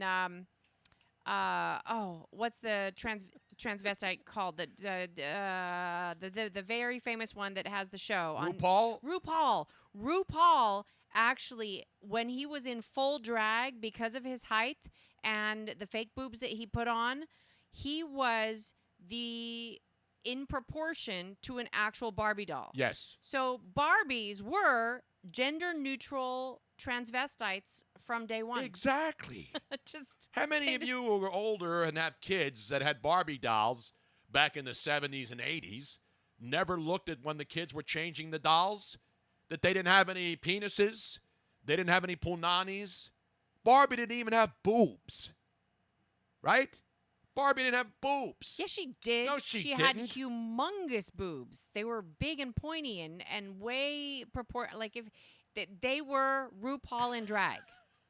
Height, the length of her legs was totally out of proportion to the width of her torso and her breasts. And RuPaul in drag, like if you proportionally made her life size, she would have been 7'2". And by the way, if they're going to call him Barbie and Ken, how can they call him Ken? Are they saying that Ken is a man, or are they saying that he's gender neutral? These are different names. It doesn't. Oh, there's not Barbie and Ken? No, there's Barbie and Ken or Barbie and Ken, and then. Now I'm getting updates now because I haven't played with a Barbie doll for 25 years. That Barbie did have boobs but no nipples. Correct. Is that right? There's no nipples. They were just cones. They were just mounds, big mounds. AJ in San Antonio, the only thing better than Tony on Fox 29 would have been if Dean's blurp sound suddenly played on live TV. Well, it did play on live radio, Yes, it which did. is... But I talked over it knowing that it was coming up. Now crank this up, Robin. This is one of your favorites. I know that. Everybody likes this song, right? Oh, yeah. Yeah, sorry.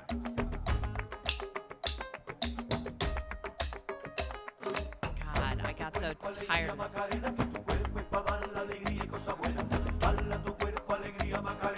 Hey, Macarena! Hawk it up, Tony. Hawk it up. I will hawk up a loogie if I keep doing this. Hey,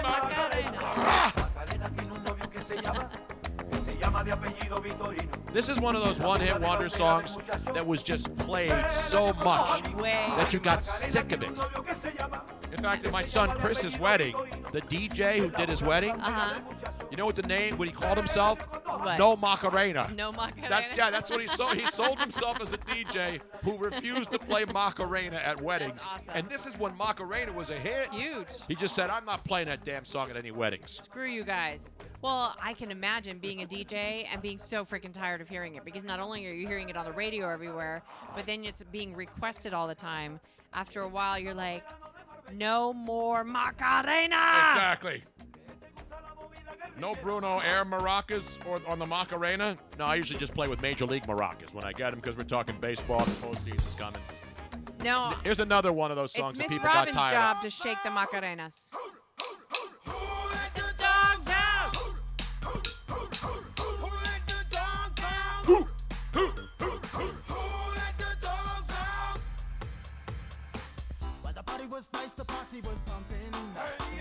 Whatever happened to the Baja Men? Are they working at Baja Fresh now?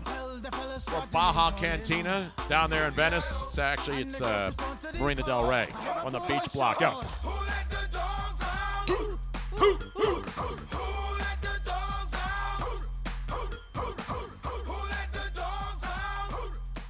The Baha Men were a Bahamian band playing a modernized style of Bahamian music called Junkanoo. We've seen Junkanoo and Junkaroo. Did you knew that? I got Tony? junk in the trunk. Is that the same thing? Did you know that the Baha Men formed way back in 1977? And they formed back then as High Voltage, initially playing disco and funk. Dude. Junkanoo. Junkanoo. You know when you go to the Caribbean and a lot of these islands, they have Junkaroo bands, I believe, in the Virgin Islands. And you remember you pull up on a boat and then these guys are playing. Is it Junkaroo or Junkanoo? Junkanoo.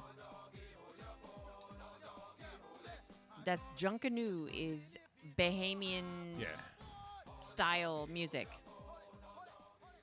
Let me play one more little one here. Just a taste, not the whole song. Just a taste, Robin, for just a second.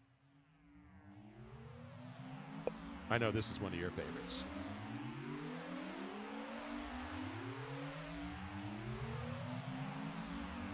Hey, Matt. Yeah, Tim? Hey, you talked to Mark lately? I haven't really talked to him. You know what song this is, Robin? Down. He looks pretty down.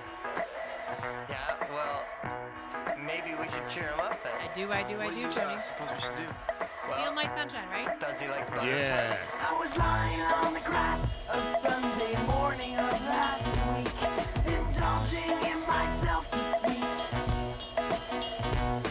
My mind was thugged, all laced the bugs. Who did this, Robin?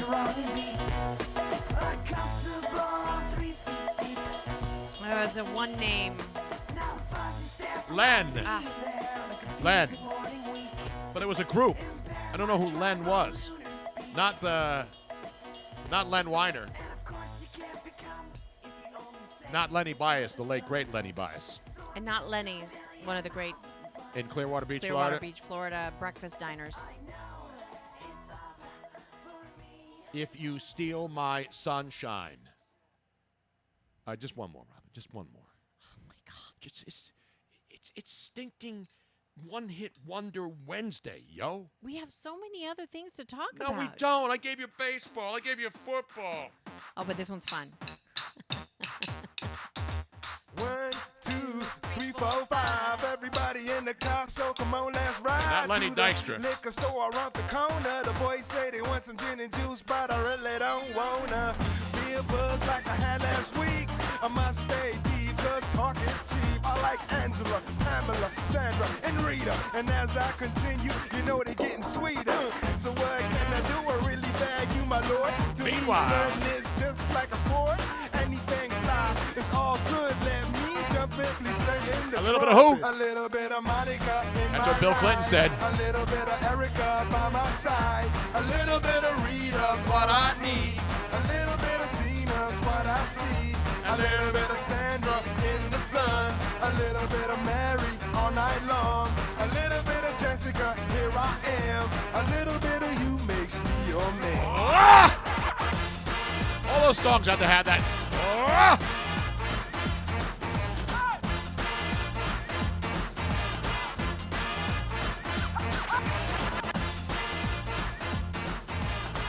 Bob from Valley Forge. Is this song about group sex?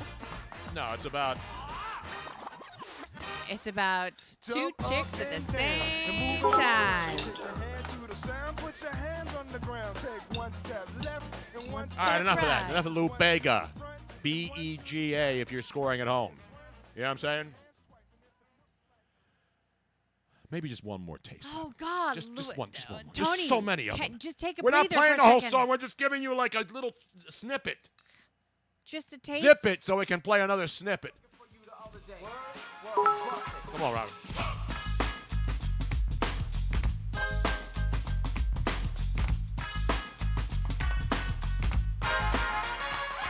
Informer, you know, say that I'm a stormy, I go blam. I lick you bum bum down. Take the You got your licky bum bum man, Robin, right? I lick you bum bum down. Informer, I you know, licky say that bum I'm a bum. stormy, I go blam. I had some of that the other night. It was pretty good. Take the man that say that I'm a stormy, stab somewhere down the lane. I lick you bum bum down. Please, I'm gonna come in and they blow down my door. Rain it could pour through my window, so they put me in the back the car at the station. From that point on, Now, while Tony's finishing rocking up, I want to thank everybody that has been cheering us on over those last couple months. Enough about Snow. That's another one of those on Snow Informer. Great song, right? I'm sorry. Go ahead. You interrupted. I'm sorry. You're so in this music. You should be like the late night Johnny River, Johnny. What was his name on? What was his name on WKRP in Cincinnati? Dr. Johnny Dr. Fever. Johnny Fever, not Johnny River. Dr. Johnny Fever. That's you. Anyway, I want to thank everybody that has been supporting the show via subscriptions and bits, because we do not get paid by anybody else right now. You guys are the way we are bringing this to you, and so we thank you all so incredibly much. Absolutely. And the way you can show your support for the show and all the laughs that we bring you is by sharing the show every single day. I know that you think that people are going to get tired of it, but they don't, because they don't see it all the time. Your timelines are constantly moving and changing. So remember to share the show all the time. Just sort of do it like clockwork. And whenever you give us bits, it's like buying us a drink. Exactly right. And who doesn't want to buy us a drink? Exactly. I'm happy because my girl Mariposa got back to me. she was You never know who's on Twitter. No, you don't. So the other day, I don't remember what I tweeted. Something silly. So that's what most of them do. And then she responded. And I said, hey, you, miss you. And then an hour ago, ladies and gentlemen, she says, hi, sweets, sending you kisses. I got to meet her in a totally innocuous way. She was an intern at the radio station. Little did we know. Yeah. Little did we know. Well, it was funny because, she's just in jeans and a T-shirt and didn't have any makeup on or anything. And she's a new intern, started at the, not on our show, but she was like in the back room. And Tony would walk by her, and after a couple days, he said, gosh, she looks so familiar. Not quite. And then one day he went, I know who that is. I know her. I know her. So I gave you the breaking news about trying to look for some good sports stuff today.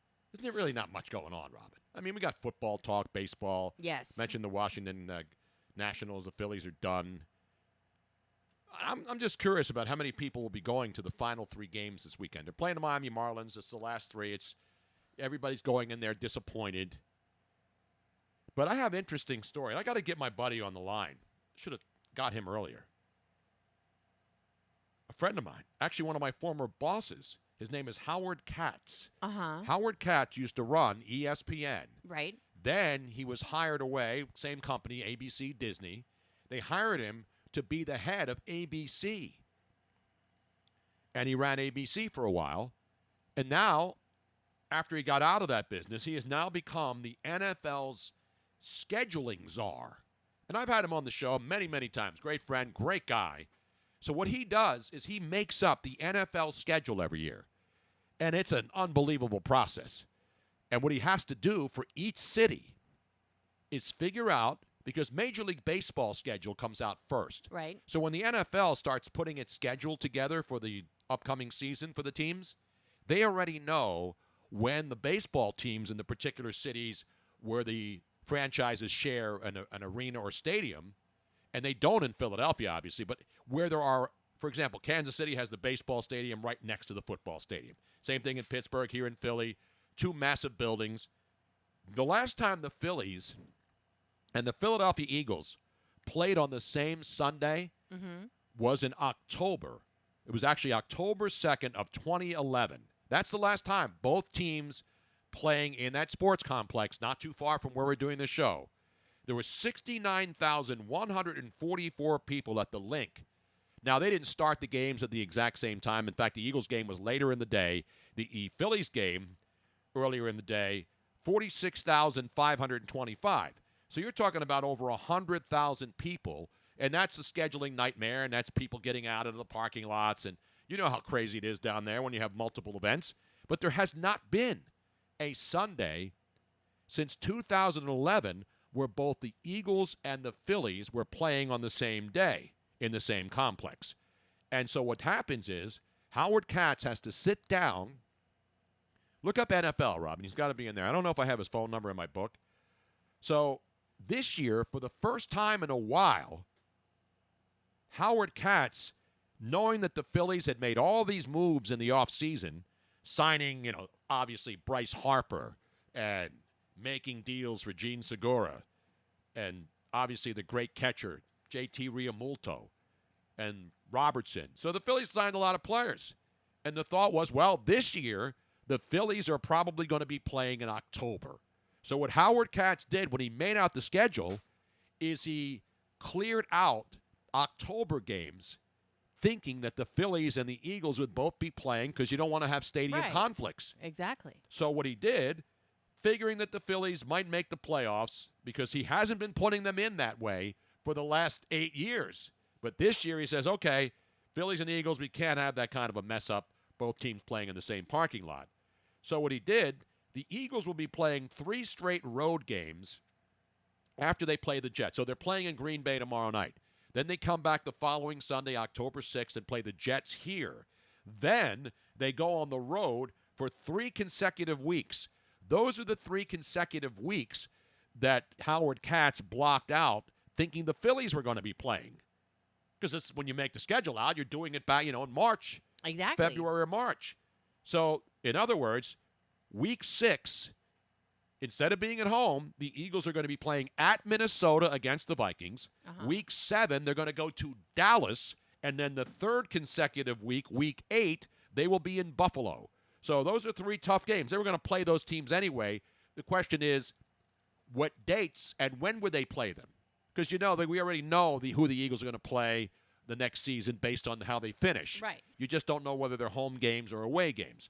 So because of the Phillies scheduling issue, so now not only are Phillies fans pissed off at how disappointing the baseball season was, Eagles fans are now pissed off at the Phillies because it was the Phillies screwing up that allowed the Eagles to have to go play 3 consecutive road games in early October. Now, they have a 3-game homestand. It's not that no teams play 3 in a row. For example, the Raiders go away for a long time because they have a baseball field and a football field until they move into the new stadium. And you see they play a game on the grass infield because the Oakland A's have been in the playoffs.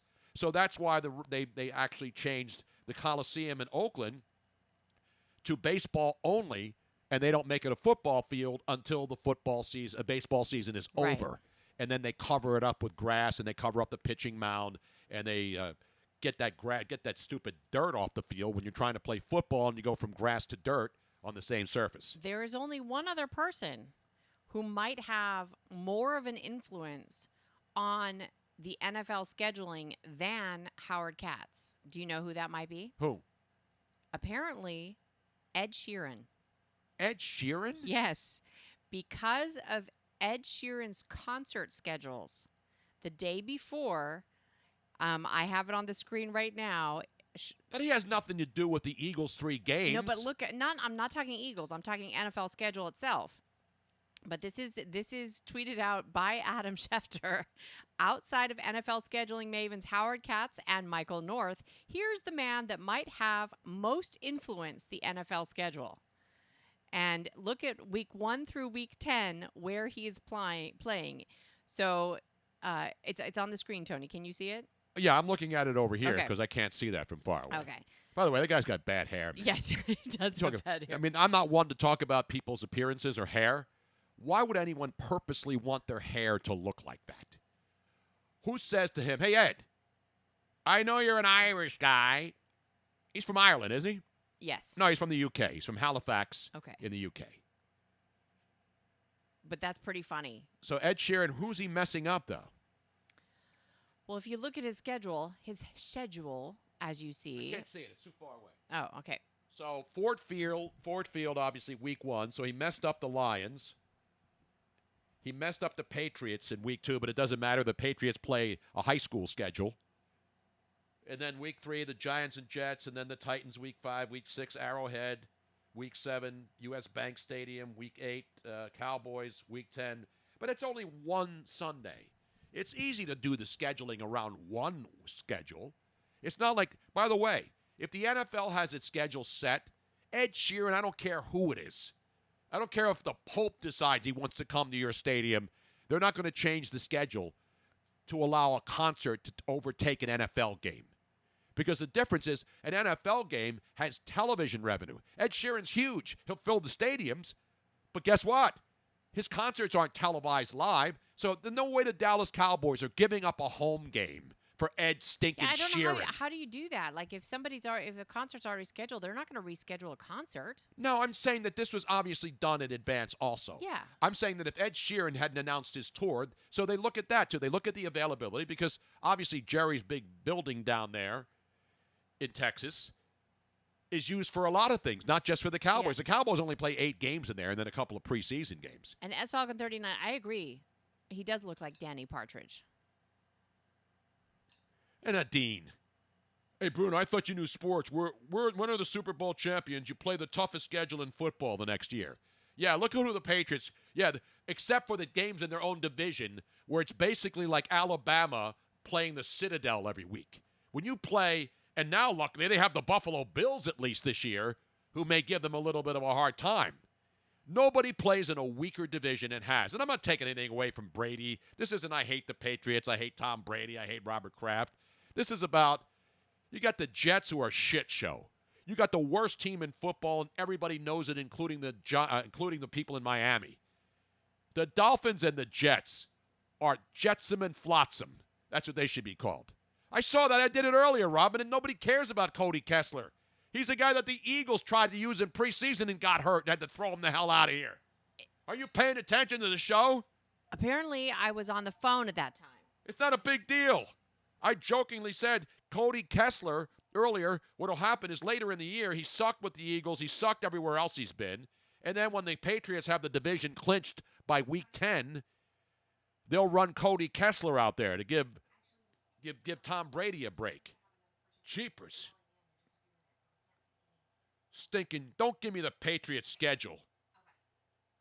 They play a high school schedule this year. They should lose points. They should have a poll. The power rankings, you know, people do these power rankings in the NFL like every week like it really matters. This isn't college football. The Patriots, when they play the Jets and Miami, that game should count as half a win. That's what they should do. The Jets should only get a half a win for 4 games this year for Miami and the Jets. It's ridiculous. So you get out of my face with that crazy shit, Dean. We don't play that in this house. You could take your Patriots suck job somewhere else, Bo. Take it to your boys at Barstool, who are nothing but Patriot lapdogs. Every stinking one of those bastards. We have breaking hockey news today, Robin. I saw this a little bit earlier. I know a lot of people don't like this, but you know I respect all sports, Robin. But we have hockey action, yo.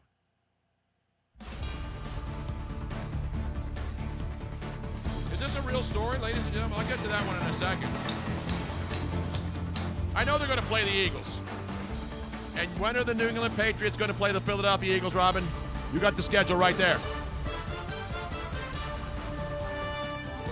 It's December, right? They're playing Sunday, November 17th. Here, right? At Lincoln Financial Field? Correct. I got to go down there and throw batteries at Robert Kraft or something. And that's right after a bye week. Whose bye week? Tom Brady's? Or Eagles. yours? Eagles. I know. But the breaking hockey news, ladies and gentlemen, is the new NHL Seattle franchise has hired the first ever female scout in Hockey Hall of Famer Cammi Granato. You remember Cammi Granato, former great player on the U.S. Women's Olympic Yes. hockey team with hockey action, yo? So she's been hired as a scout. Now, there have been female scouts in other sports. We know female scouts that have been in the NBA. We know female scouts in football. We know female officials in both sports. So that's a good job out of the Seattle team. So that's good. So both teams coming off the bye. Robin has the schedule all over there. It's like asking her to read a prescription from a doctor, for God's sake. So as I mentioned, the Eagles go after they play the Jets in their next home game after Green Bay, of course. They won't play till Sunday, October 6th. Then they go to Minnesota, Dallas, Buffalo. Then they come back home on November 3rd for the Chicago Bears here. Then they play New England here after the bye week on week 9. And then they go to Seattle. So that's a pretty good stretch. Some tough games, other than the Jets, who suck. They got Green Bay at Green Bay, which they should lose because they won't be favored to win, and they're not. They're 4.5-point dogs. At Minnesota, they won't be favored. At Dallas, they won't be favored. Against the Bears here, depending on what the Bears do and what the Eagles do, who knows what that point spread is. Bears defense is phenomenal. Right now, they're the scariest defense in football. I know the Rams. I know they got a great defensive. I know Aaron Donald's the best player, individual player in sports, in football. But the Bears' defense is scary. And they've been getting better and better every week. And then the Eagles got, so Minnesota, Dallas, Buffalo on the road, Chicago, New England, Seattle. Here. Actually, Seattle's here. And then the Eagles get the Miami Dolphins in Miami on Sunday, December 1st. You tell me that the New England Patriots have a tougher schedule than that. That's bullshit, Dean. Then the Eagles have to play the Giants, the Redskins, Dallas, and the Giants again. Meanwhile, the stinking Patriots are playing Miami and the Jets 4 times. As I mentioned, those should be half wins. When they sweep both of those teams, they should only get 2 wins, not 4. That's what I'm saying right now. You come at me. You come at me, Dean. You even lift, bro? Let's go to a man who has some football knowledge, especially with his Tampa Bay Buccaneers and, of course, all the other stuff that he's doing. Football, college football, Pop Warner football, Friday night college, high school football. TJ Reeves down there in Tampa. What's going on, man? TJ, you there? I am here. Are you there with me? Let me check. Yes, I am. You're all good? I'm not coming at you. Come at me, bro. And I have not lifted today. So now that we have all of that covered, we can talk whatever you like to talk. Your Eagles, my Buccaneers. But you just called in the show. What do you want to talk about? I think that I've recovered from what happened on Sunday. I'm not quite sure. We're almost 72 hours past now. Rookie kicker Matt Gay in the middle of the field, unable to make a 34-yard field goal to make my week much better, everybody's life much easier after the game. But unfortunately, that did not happen. Did they run him out yet? I haven't been kicked. How many kickers have the Buccaneers? Because nobody's brought in more kickers. Nobody's brought in more kickers than the Tampa Bay Buccaneers. Matt Bryant, who's still kicking, was on. I remember when he kicked that field goal against the Eagles in a playoff game, and they let the guy go. If they just kept Matt Bryant around for the last 10 years, they would have been fine. Absolutely, but unfortunately they did let him go, and you're now this is the 8th different kicker to start a season in a row. Wow. 8 years in a row, Tony. The Buccaneers have started the year with a different kicker kicking. And look, the kid that they've got right now is from the University of Utah. He's got a rocket leg.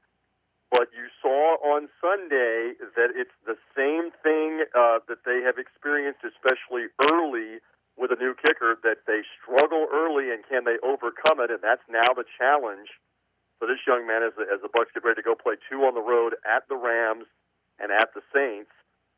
So it was obviously very deflating, especially when they were in command in that game, and then the legend of Daniel Jones was born right before my eyes there at field level. You got to give him a lot of credit. Absolutely. No, that was spectacular. But as great as Daniel Jones played, and you can't take anything. Of course, the same New York media that was writing this guy off on draft day now have him in the Hall of Fame. They're actually doing breakdown segments now on ESPN about whether this kid is better than what's his face in Cleveland now.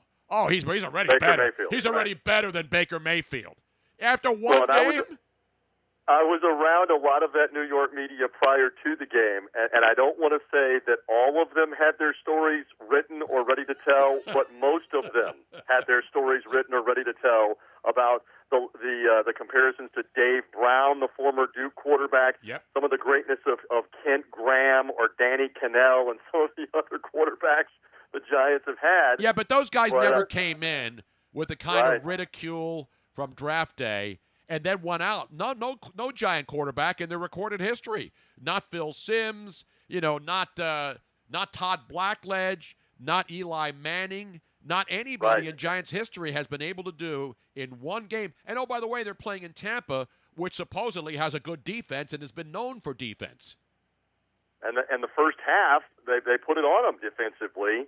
They had one touchdown drive, but they're down 28-10 at halftime. Yep. And he was tremendous. You got to give him credit. I don't know what happened to the Buck defense in the beginning of that third quarter, where they give up a big play on the first play of the second half to Evan Ingram, and give up a long drive on the next drive after that. The defense then settled down, but I give Jones a lot of credit at field level because he got hammered 2 or 3 different times in the second half of that game, gave up 2 sacked fumbles in the second half of that game, and kept coming back and kept battling and kept making throws, including on the final touchdown drive where he runs it in. I think Tony Bruno could have run that last touchdown into the middle of my Buccaneer defense. No doubt about it. It was clear. And listen, I give the kid credit. He's a big, strong kid, but I could have run that in. And you know what? He did a great job. All the Bucs guys bit, and they all went. It was like It was like watching the Ten Commandments and watching Moses part the Red Sea and they were all red. They were orange sea.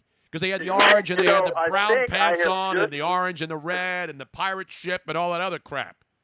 I have now got the mental image of Tony Bruno standing at the foot of the Red Sea with the staff in the air, with the flowing robe and the beard, and the Buccaneer defense separating, much like it did Sunday, as Daniel Jones ran that ball in. So it be written, let it be said. Yeah. Let it be written, let it be said. I know that was a different scene. That was the burning bush. Yeah, well, they in New York they were again writing his epitaph, and now it's like the Ten Commandments with the way that he delivered. And it is only one game, but nobody mentioned the name Eli Manning down the stretch of that game and after that game, at least for one weekend. So I give them credit coming off of that game.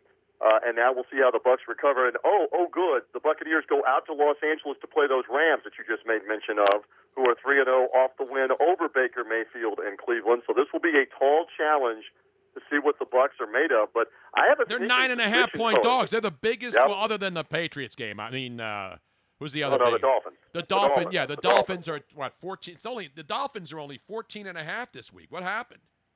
Yeah, well, they play at home 16 against the Chargers. And they're home against the Chargers. They were a little better. Chargers are 16.5 favored. And, of course, I mentioned your Tampa Bay Buccaneers on the road in LA, 9.5. But the Bucs went to Carolina as a 7-point underdog against the Panthers on Thursday night. I know Cam Newton could barely walk at the end of that game from being sacked himself when Shaq Barrett sacked him 3 times in one quarter.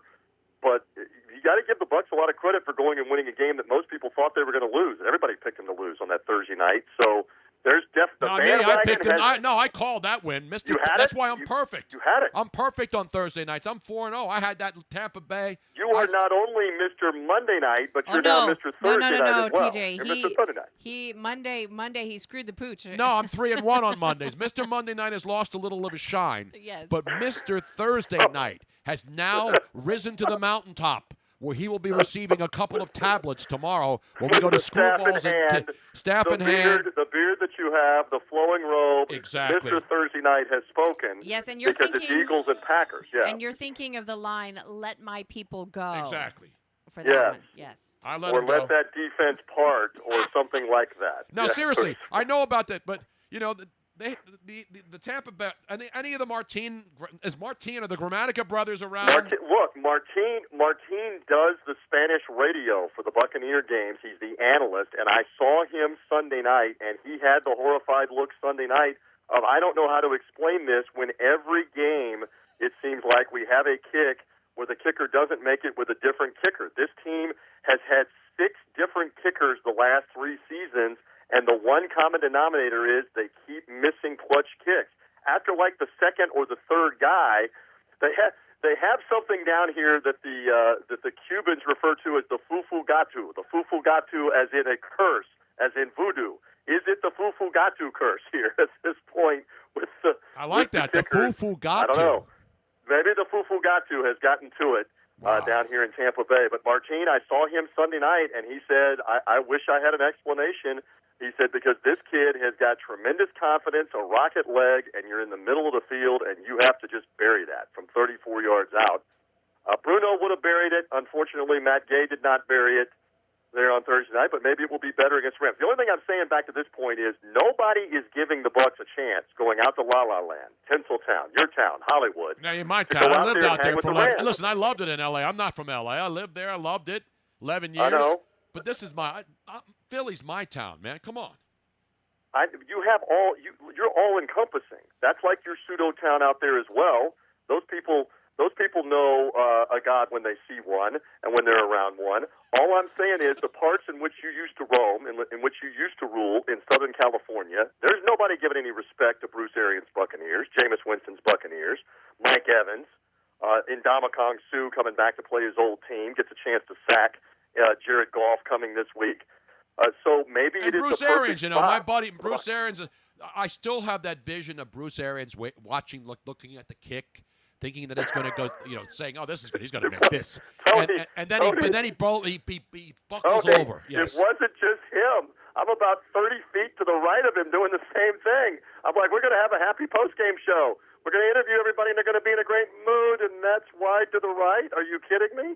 Now, that was the same reaction I had. Now, my buddy Dean down there in Clearwater is saying, how come you got to put that one on Bruce Arians because he took the delay of game, moved the ball back 5 yards, and made his kicker think about it, thinking that he was going to be able to kick it better from farther away. What did he say about that? That is what he said on Sunday, and on Monday he then amended that answer. We are in an interesting political time where we're amending all the answers. Did he walk it back, so to speak?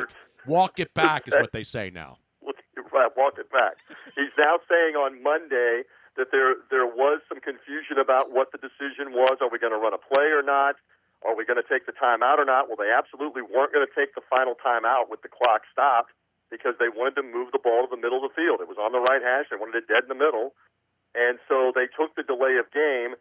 And the only thing I keep saying, having watched this enough, having watched enough missed kicks now enough, is whether it's a 29-yard kick, 5 yards closer, 34, 37, 32, you got to make it in the middle of the field. Exactly. It's not 49 yards, Tony, in the rain and the wind and the sleet. It is in the middle of the field, very makeable, and you got to make that kick. And Matt Gay, the kicker, knows that, and Arians knows that, and everybody knows that. Nobody's talked more Tampa Bay Buccaneer football than this show. Not even in Tampa Bay are they talking about the Tampa Bay Buccaneers like this. Ridiculous. Well, we're here to serve, and I know you want to talk about a couple of other things probably, but we'll see if I'm just saying to you, I do the Three Dog Thursday podcast for the fans that want to listen as we talk underdogs for fun, and you're coming on the Three Dog Thursday podcast again, and I promise I'm not going to beat you up about the Eagles the way you're beating me up about the Bucs. But I don't beat you up. I don't beat anybody up about anything. I just spit game here. And by the way, Dean says, how can you be 4-1 on Thursdays in 3 weeks? 4-0 because on one of the games, you're Mr. Thursday night. On That's one of the games, no, you're Mr. Thursday night. No, but there's been 3 games. But on one of the games, 3 weeks, but there was one. Yeah. No, I took a total. Also, I gave the win and an under on the total. That's why it's 2 wins, Dean. You see how it works? There's 3 games, but on one of the games, I picked the winner and the total. That's 2 wins on one game. So for a guy who claims he knows everything, I gave you 2 wins in one night. Where else are you getting that? And he has it on a tablet. Exactly because it comes down from the mountain on high that Mr. Thursday Night has spoken, And you spoke it into existence for the Bucs on the road against Carolina, and I'm hoping you're going to speak it into existence for the Bucs on the road against the Rams. Well, you talk about now. Wait a minute. You're bemoaning the Eagles' schedule and the difficulty. I'm not bemoaning. I'm responding to a guy who said, Dean Clearwater, who's a Patriots apologist, saying that you don't know that the Super Bowl champs get the toughest schedule. Yeah, it's the toughest schedule based on last year. But I said Miami and the Jets may as well be 4 forfights. Those teams. You should only get a half a win for playing the Miami Dolphins. I heard you. Am I wrong? And Am I we wrong talked here? about this. We've talked about this for the last 15 years, that they've been playing in a division with the Jets, the Bills, and the Dolphins, and it's almost an automatic 5-1, if not 6-0, every year in the AFC least. So that's part of it. But the Buccaneers schedule, I'm not here to cry tears in front of the Mighty One, in front of Bruno Show, but the Bucs are not going to play another game at Raymond James Stadium until November. Today is September 25th. So you're going to have a game in L.A., you're going to have a game next week in New Orleans. Then you're going to have a home game, in air quotes, in London, rematching those Carolina Panthers. You're then going to take a bye week, and then you're going to play a game in Nashville, and then you're going to play a game in Seattle. You're going to have 6 weeks, 5 games, and none of them are at Raymond James Stadium in Tampa. So it is going to be an odyssey. And we'll find out in a hurry what Bruce Arians' team, Todd Bowles' defense, Jameis Winston are made of. Because you're right. Yep. Now that'll decide the division, and you're right, and it sucks, but at least they can rent the pirate ship out for stripper parties and Sweet 16s, and Dean can go up there with his friends and bring them up in the pirate ship. Maybe have a couple of monster truck rallies out there. Do that kind of stuff. You know what I'm saying? It's a huge monster truck market, as you well know. Monster Jam comes here twice a year. We have trouble, we have trouble getting all the big time musical acts or the big time entertainment things. Monster trucks would be here 8 times if they could be here 8 times. Exactly. In this market, but. What about Ed Sheeran? Has Ed Sheeran messed up anybody's schedule down there? I think Ed Sheeran has been here, but he was not on a monster truck. I don't know that we have confirmation for that. If it had been Ed Sheeran on a monster truck, there'd have been 70,000 there. Last thing, TJ, you know the difference between a monster truck and a rental car? Please.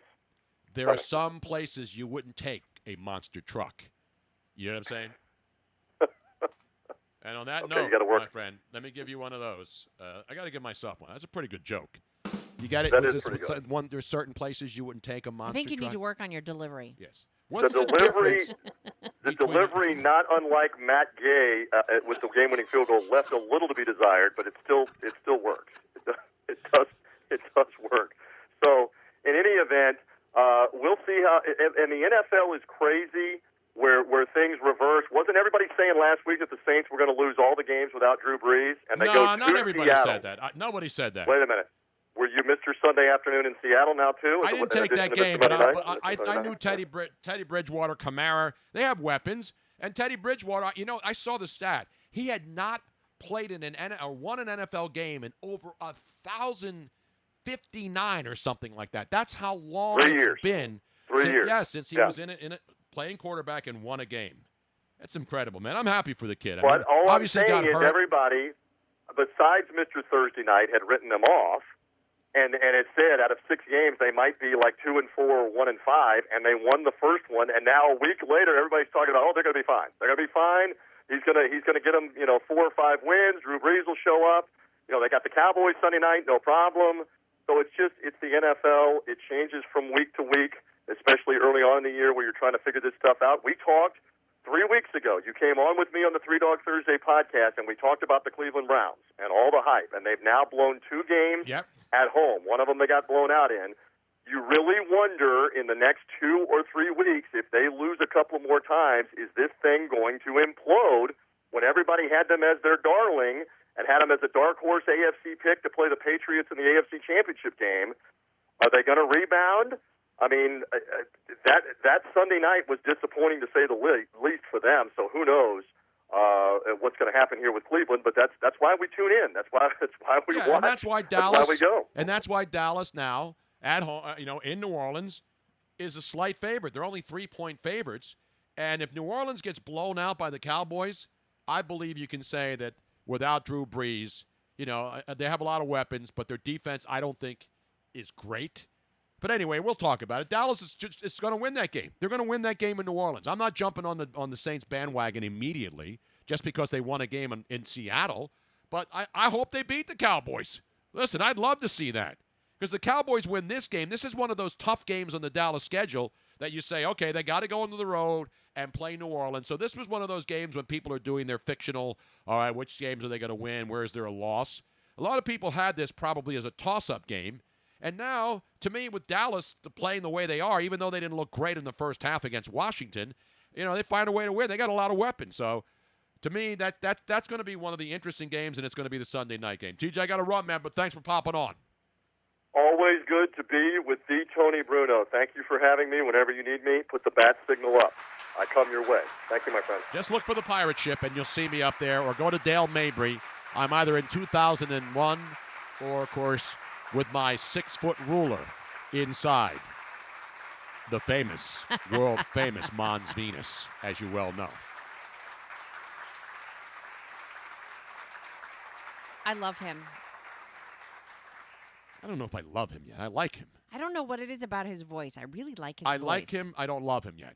You can't just fall in love that quickly, Robin. Oh, I can. It's ridiculous.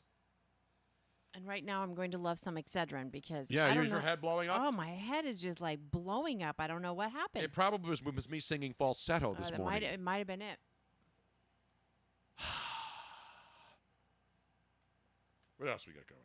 Oh, did you see the big story from Hollywood today, Robin? No, not the Emmys. Nobody watches the Emmys. Nobody watches any award shows. No, they should what- just cancel award shows. They just should have them at the. They should have them at the Knights of Columbus Hall.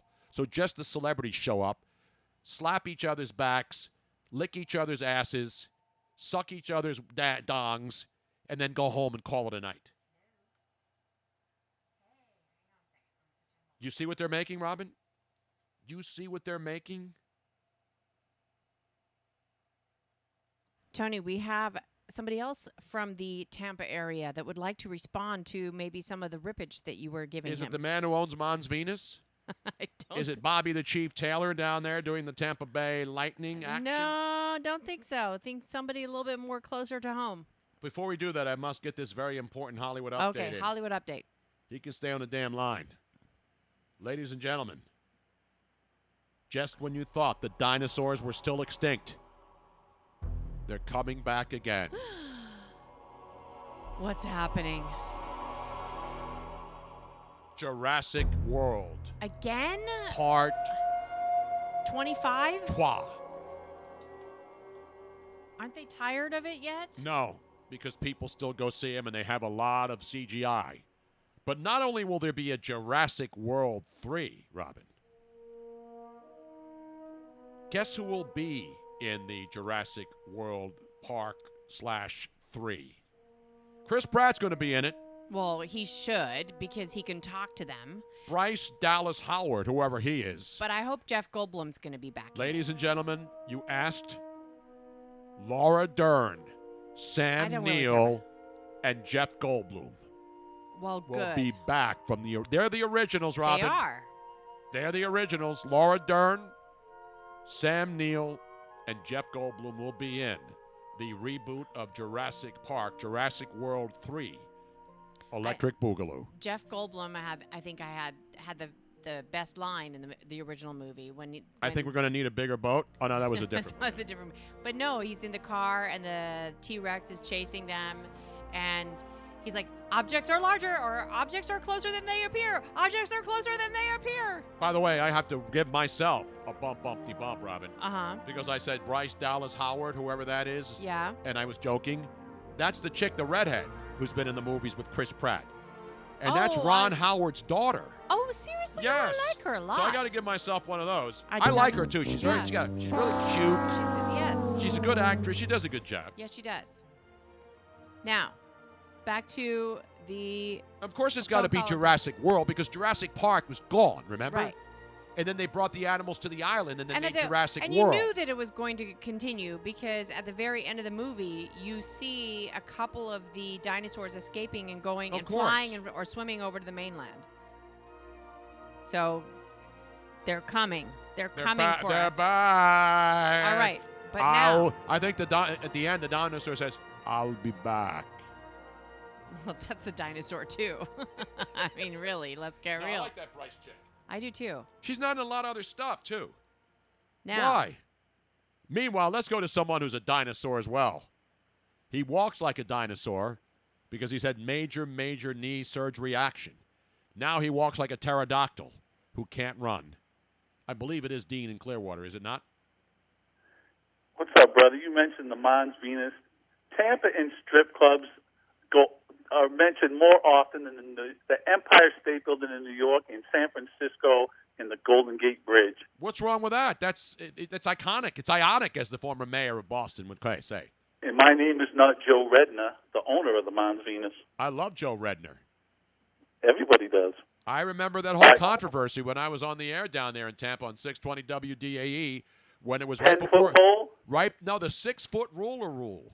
And because there was one of the Super Bowls is coming to Tampa, and I was at Tampa all the time, and so because they were worried about, the puritanical police came out and said, the women in there, they were getting too close to the customers.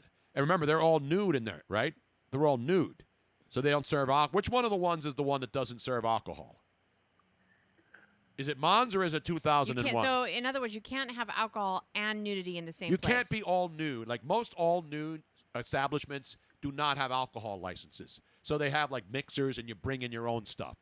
You know what I'm saying? Well, then what's the point of it if you're BYOB? Because you want to see naked ladies. I like to see a little something. No, but that means you're still – the whole point of there not being alcohol is so that the men I'm assuming men would not get out of hand. You're still going to get out of hand if you bring your own alcohol. No, because there's bartenders, but then they mix the drinks for you. You bring your bottle, and then they mix it for you. Yeah, but listen, you're still drinking it's a stupid state law. What are you asking me? I'm not a politician. So some politician says, you know what? All right, we're going to keep Mons Venus open for the Super Bowl, but we're going to enforce a strict 6-foot rule. So what 620 WDAE's promotion department did was brilliant. They bought a bunch of little, the little tape measures. Yes. But it was like a 10-foot one because you only needed 6 feet to measure it out. So they put their logo on these little tape measures. I think I still have one somewhere. And then you would go in and you'd have to take it out to 6 feet and then hold it against your chest to make sure that the woman did not get to within 6 feet of you when you go into the establishment. Is that an absolute joke or what? It was a fiasco. All right, now listen, let's get back to more important things. Like what? The like Patriots? You trying to say, yeah, exactly. You trying to say the Patriots in their cupcake schedule. Tony, let me tell you what. Just listen to this. Against the AFC East, the Patriots are at a 782 win clip. Against the AFC North, they're at a 781. Against the AFC South, they're 771. Against the NFC East, they're 813. Against the NFC North, they're 850. Against the NFC South, they're 750. Against the NFC West, they're 750. Against the AFC West, 813 in Brady era. So it doesn't matter who they play. They stomp the shit out of all of them. That's bullshit. The Eagles cleaned their clocks in the Super Bowl. How soon you forget about how Matt Patricia got his pencil stuck right up his old bunghole. Bam! And right in 2004, the Patriots did the same thing to you. Bullshit. They won by a field goal because Matt Vinatieri, who was still young then, was bailing their asses out every single year. Matt Vinatieri won that Super Bowl against the Eagles. He won 3. Tom Brady should give 3 of his MVPs to Matt Vinatieri. They don't win Super Bowls without Matt Vinatieri back then, and I love Tom Brady. No, they don't win Super Bowls without Tom Brady. Come on. Well, no who shit. Do you think put him in the position to get them field goals kicked? Matt Vinatieri, the greatest kicker of all time. You think so? Absolutely. The guy's still in the league. He can't make field goals anymore, but it's like impossible to cut the guy. Who's better than Matt Vinatieri in NFL history? Nobody's made bigger, clutch, Super Bowl winning, playoff winning kicks than this guy. Nobody. Well, that's because nobody's had the opportunities like him either. He's been to 6? Has he been to 6? I don't know. He was with the Colts. He won one with the Colts, right? After he left the Patriots. Yeah. He won 3, I think, with the Pats, was it? Exactly. So there's no other kicker. Maybe, I don't know, the Steelers kicker. Was he there the 4 times the Steelers won back in the 70s? Oh, Roy Jarella?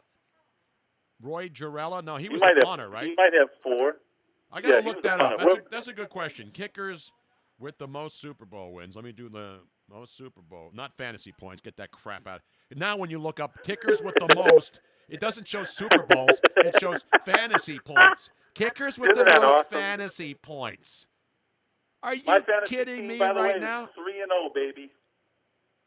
You know who cares about your fantasy team being 3-0, Dean? You do. You do. Nobody except you. Nobody. You do. No, everybody in my league cares about it because they're looking up at me at the top. That's bullshit, man, and you know it. Bullshit. Everything's fantasy related. I go do a Google search. And they won't and they don't even put Super Bowl in. It automatically kicks to fantasy instead of Super Bowl. Because let's be honest, your little Super Bowl trophy on your mantle is way more important than a kicker's Super Bowl championships. I mean, a fantasy on the mantle. Yeah. Well, Fantasy all trophy. I know is that Super Bowl championship didn't put money in my bank account like fantasy football does. That's bullshit, man. You bet on the damn games, don't you? What's the matter That's with true. you? Let me see. Let me look at this real quick. Super Bowl championship games. Let's see MVPs. Where's the damn kickers? Where's the damn kickers here? I got to find them. I got to look them up. Oh, Nick Foles was a Super Bowl MVP. Who did he beat? Oh, that's right. Tom Brady. Eli Manning was a Super Bowl MVP. Who did he beat? Tom Brady. Tom Brady. Eli Manning was a Super Bowl MVP twice. Who did he beat? Tom Brady. Tom Brady. I love it. I'm looking at kickers. I don't see a kicker as a Super Bowl MVP, which is bullshit. No, but because I mean, Adam wasn't the Super Bowl MVP all the time. So just how many? no, there's never been a kicker. There's Right, never but been a who has kicker the that's most been a rings Super as a Bowl. kicker? How could Adam Vinatieri not be a Super Bowl MVP with all the damn Super Bowls he's won? Because he's got Tom Brady throwing for 400 yards and last-minute drives to get him in that position. Who kicked the winning field goals, for God's sake? If he misses Yeah, but come on, if kickers- Vinatieri misses the field goal against the Eagles in Jacksonville, is Tom Brady the Super Bowl MVP at losing? No. Donovan McNabb throwing up would have had the Super Bowl MVP. Well, look at the kicker on the Buffalo Bills, who could have been a hero, and he choked it with the game on the line. And he did it in his first loss. And if he makes that kick, the wide right, if he makes that kick, then people aren't saying that the Buffalo Bills lost 4 straight Super Bowls.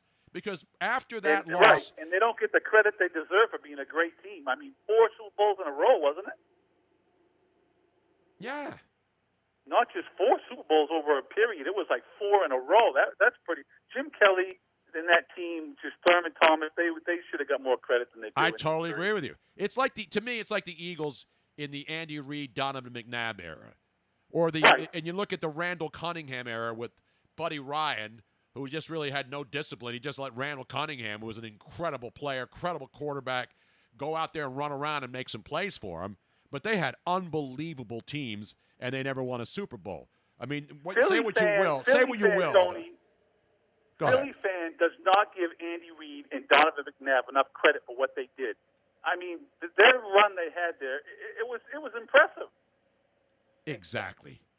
Finally, you give me some football information that's fact, not fiction.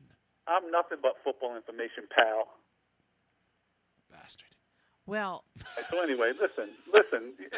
Robin, how you doing, sweetheart? I'm suffering here. Yeah, she's got a headache. I have a. And then you called in, and you made it worse. I didn't make it worse. I made it better. Because they- before I was rudely interrupted by T.J. Reeves, I was talking to Robin kindly on the side before, so she was in a great mood then. You know, I every try to time bring her back to earth after talking. You have you yelling at her. every I time haven't Dean yelled at calls, Robin one time, even when she couldn't find the video montage of my brilliant performance today. Did you give me any props for that brilliant performance as the Masked Singer on television? Go read the chat.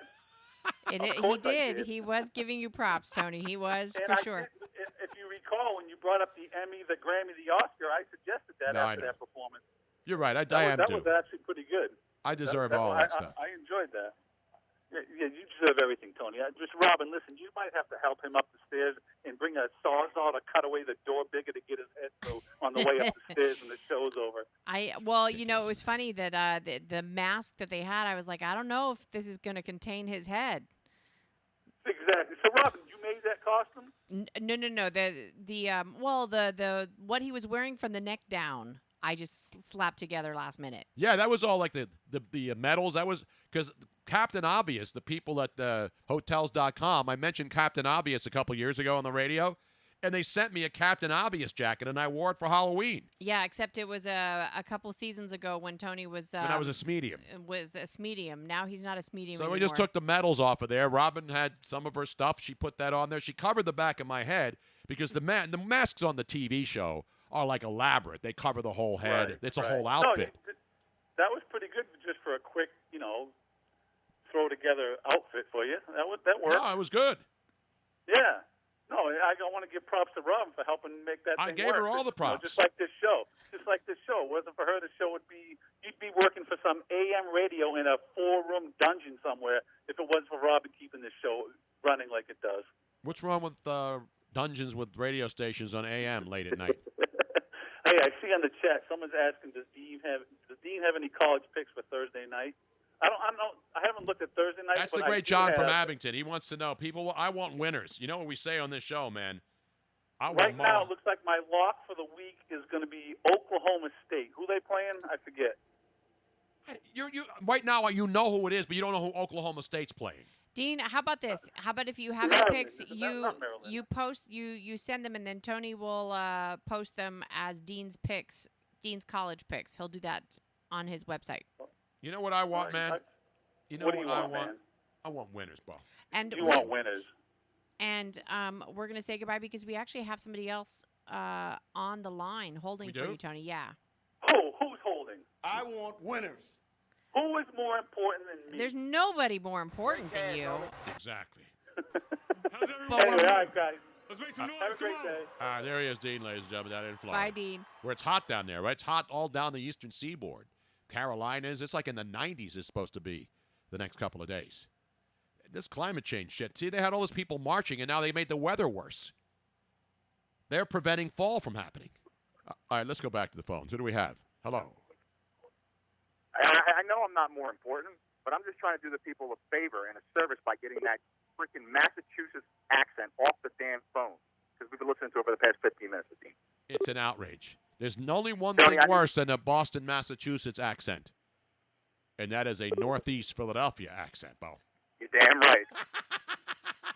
You're damn right. But tell Dean I do care about his fantasy team, Tony. I'm the one who does care. I'm the only other one who does care. Nobody cares, man. Nobody. Well, I want to call you because I want to thank you. For what? For letting me be myself again? I want to give you a roaring round of applause because thank you. Because, Tony, I, as you know, am in the market now for a dog. I'm buying a dog, right? Yep. And I want to thank you that I didn't have to go to one shelter because this morning, every dog within 30 nautical miles came to South Philadelphia after hearing you sing on Fox Good Day Live. Did you watch that this morning? How tremendous was that? Tony, I got to tell you, man, you are a cross between Cher and Enrico Palazzo. it is absolute. It was like heaven just opened up and you dropped out. But you know that it was a convincing. But it was because nobody knew. Not Alex Holly, not Steve, not Steve, not my girl over there. I'm don't brain ask, dead now. Don't ask me anything right now. Karen Hepp. Yeah. Nobody. Not Alex, your girl Alex Holly. And not Mike. And not Mike Jarek. Well, as soon as I heard it, I was like, it's Tony right away. No, you didn't. I knew knew it right away. You had no idea. idea. Yes, I did, Tony. You had no idea. You look exactly the same, just without a cape. It's exactly the same. Hey, Luigi, speaking of singing, I have the fabulous archivist, Jim from Cheltenham, on the other line. Oh, he's on the line right now? Clip of you singing on Into the Night. Oh, he has that? Yeah. So Of Luigi singing? No, not of Of me Luigi, but of singing. you singing way back when. So, Luigi, we're gonna let you go so that we can play this. Wait a minute, does he have any more praise to heap on me here before we let him go? This is a rarity on the show. You did great, Tony. Thank you, man. No, I'm not looking for you to suck up to me, but so when you getting a dog? What kind of dog you get? I didn't get them yet. I'm dealing with cleaning up all the dog crap in front of my house, all the damn dogs that were here after you were singing. So once I get rid of them, I'll go through the pick process and I'll make sure I get the right one. And when you get the dog, we will not do any down tempo. We're going to do up tempo numbers on that day on one hit. I don't want. Before we let you go, you have a favorite one hit wonder? Because it's one hit I wonder gotta day. go. Yeah, let's go with Who Let the Dogs Out, Tony, by the Baja Men. I already just played that, man. You already played that? Yes, we let's did. go with give me Slam by Onyx. I don't have that. Yeah, we don't have that one yet, so we'll But pull you know that what I one do have, and this is a song everybody will agree. It was a one-hit wonder, but still one of the all-time greats. Mark Morrison, Return to Mac, baby. That's yes, my boy. indeed. Is this not a great That's my boy. one-hit wonder? Hey, Tony, he told you he'd be back. You lied to me. One of the greatest songs ever. Go to Jim. Have a good show. There he is, ladies and gentlemen, Luigi. We'll get to Jim in a second. I got to hear a little Mark Morrison, Robin.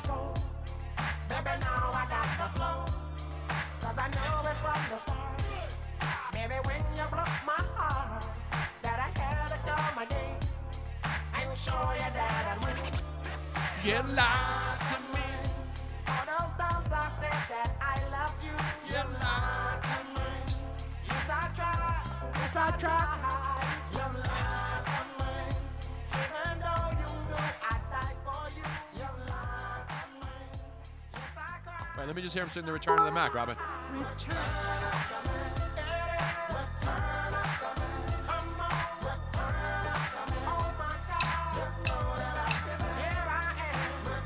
God, I love that song. All right, get the Mac out of here. And we have the fabulous Jim from Cheltenham, the official Tony Bruno Show archivist. on the Archivist, Robin, not archivist. You can say it either way. Either. Either. Jim, how tomato, are you? tomato. How are you, man? How you doing, everybody? Great, man. How are you today? I'm pretty good. You were talking about Tainted Love. You sang last night. Tainted Love, yes. I sang it this morning, though, on Good Day Philadelphia on Fox 29. Well, Into the Night show in 4th of July week in 2009, you sang it on Into the Night. Tainted Love in 2009? On Into the Night, not just you, but the whole staff was singing. Oh, I don't remember this. I don't remember this. this Was a either. 4th of July week? I think Robin just joined the show, I think. This was on the 4th of July or 4th of 4th July of July week? weekend. It was the Friday night before 4th of July weekend. Oh, I got to hear this. I don't remember this. And everybody sang, the whole staff sang it. Oh, that's great. See, it's all family here. Forget about Olive Garden. Here is where you're really all family. Okay, Tony. Let's hear the tape. There it is, ladies and gentlemen.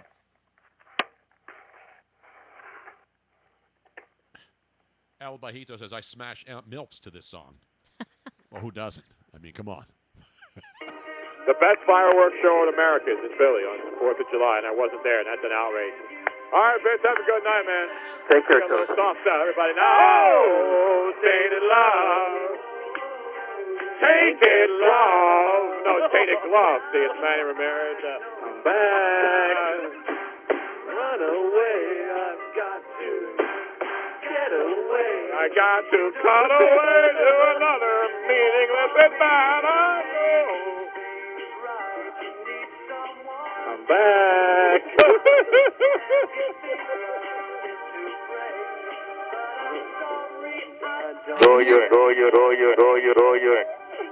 I can hear Tim Cates. Yeah. Now I run from you.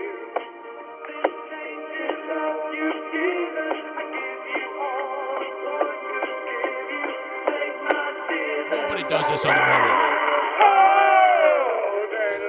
I think we all have the O's. Everybody's singing now. I know Jason doesn't like when I go on break out into full song because I hate musicals. But you tell me everybody listening to the show right now is not singing that song, singing along with Soft Cell. They're mad because Jason turned it down. The only person not singing along with that is intern Andy in his car somewhere because he doesn't know the song. You know what he's doing right now, don't you? Intern Andy, I forgot about him. Yeah, intern Andy, Tim Cates. You know what we were doing? Remember Manny Ramirez back then had this glove situation, Yes. and that's why we were singing Tainted Glove to the tune of Tainted Love.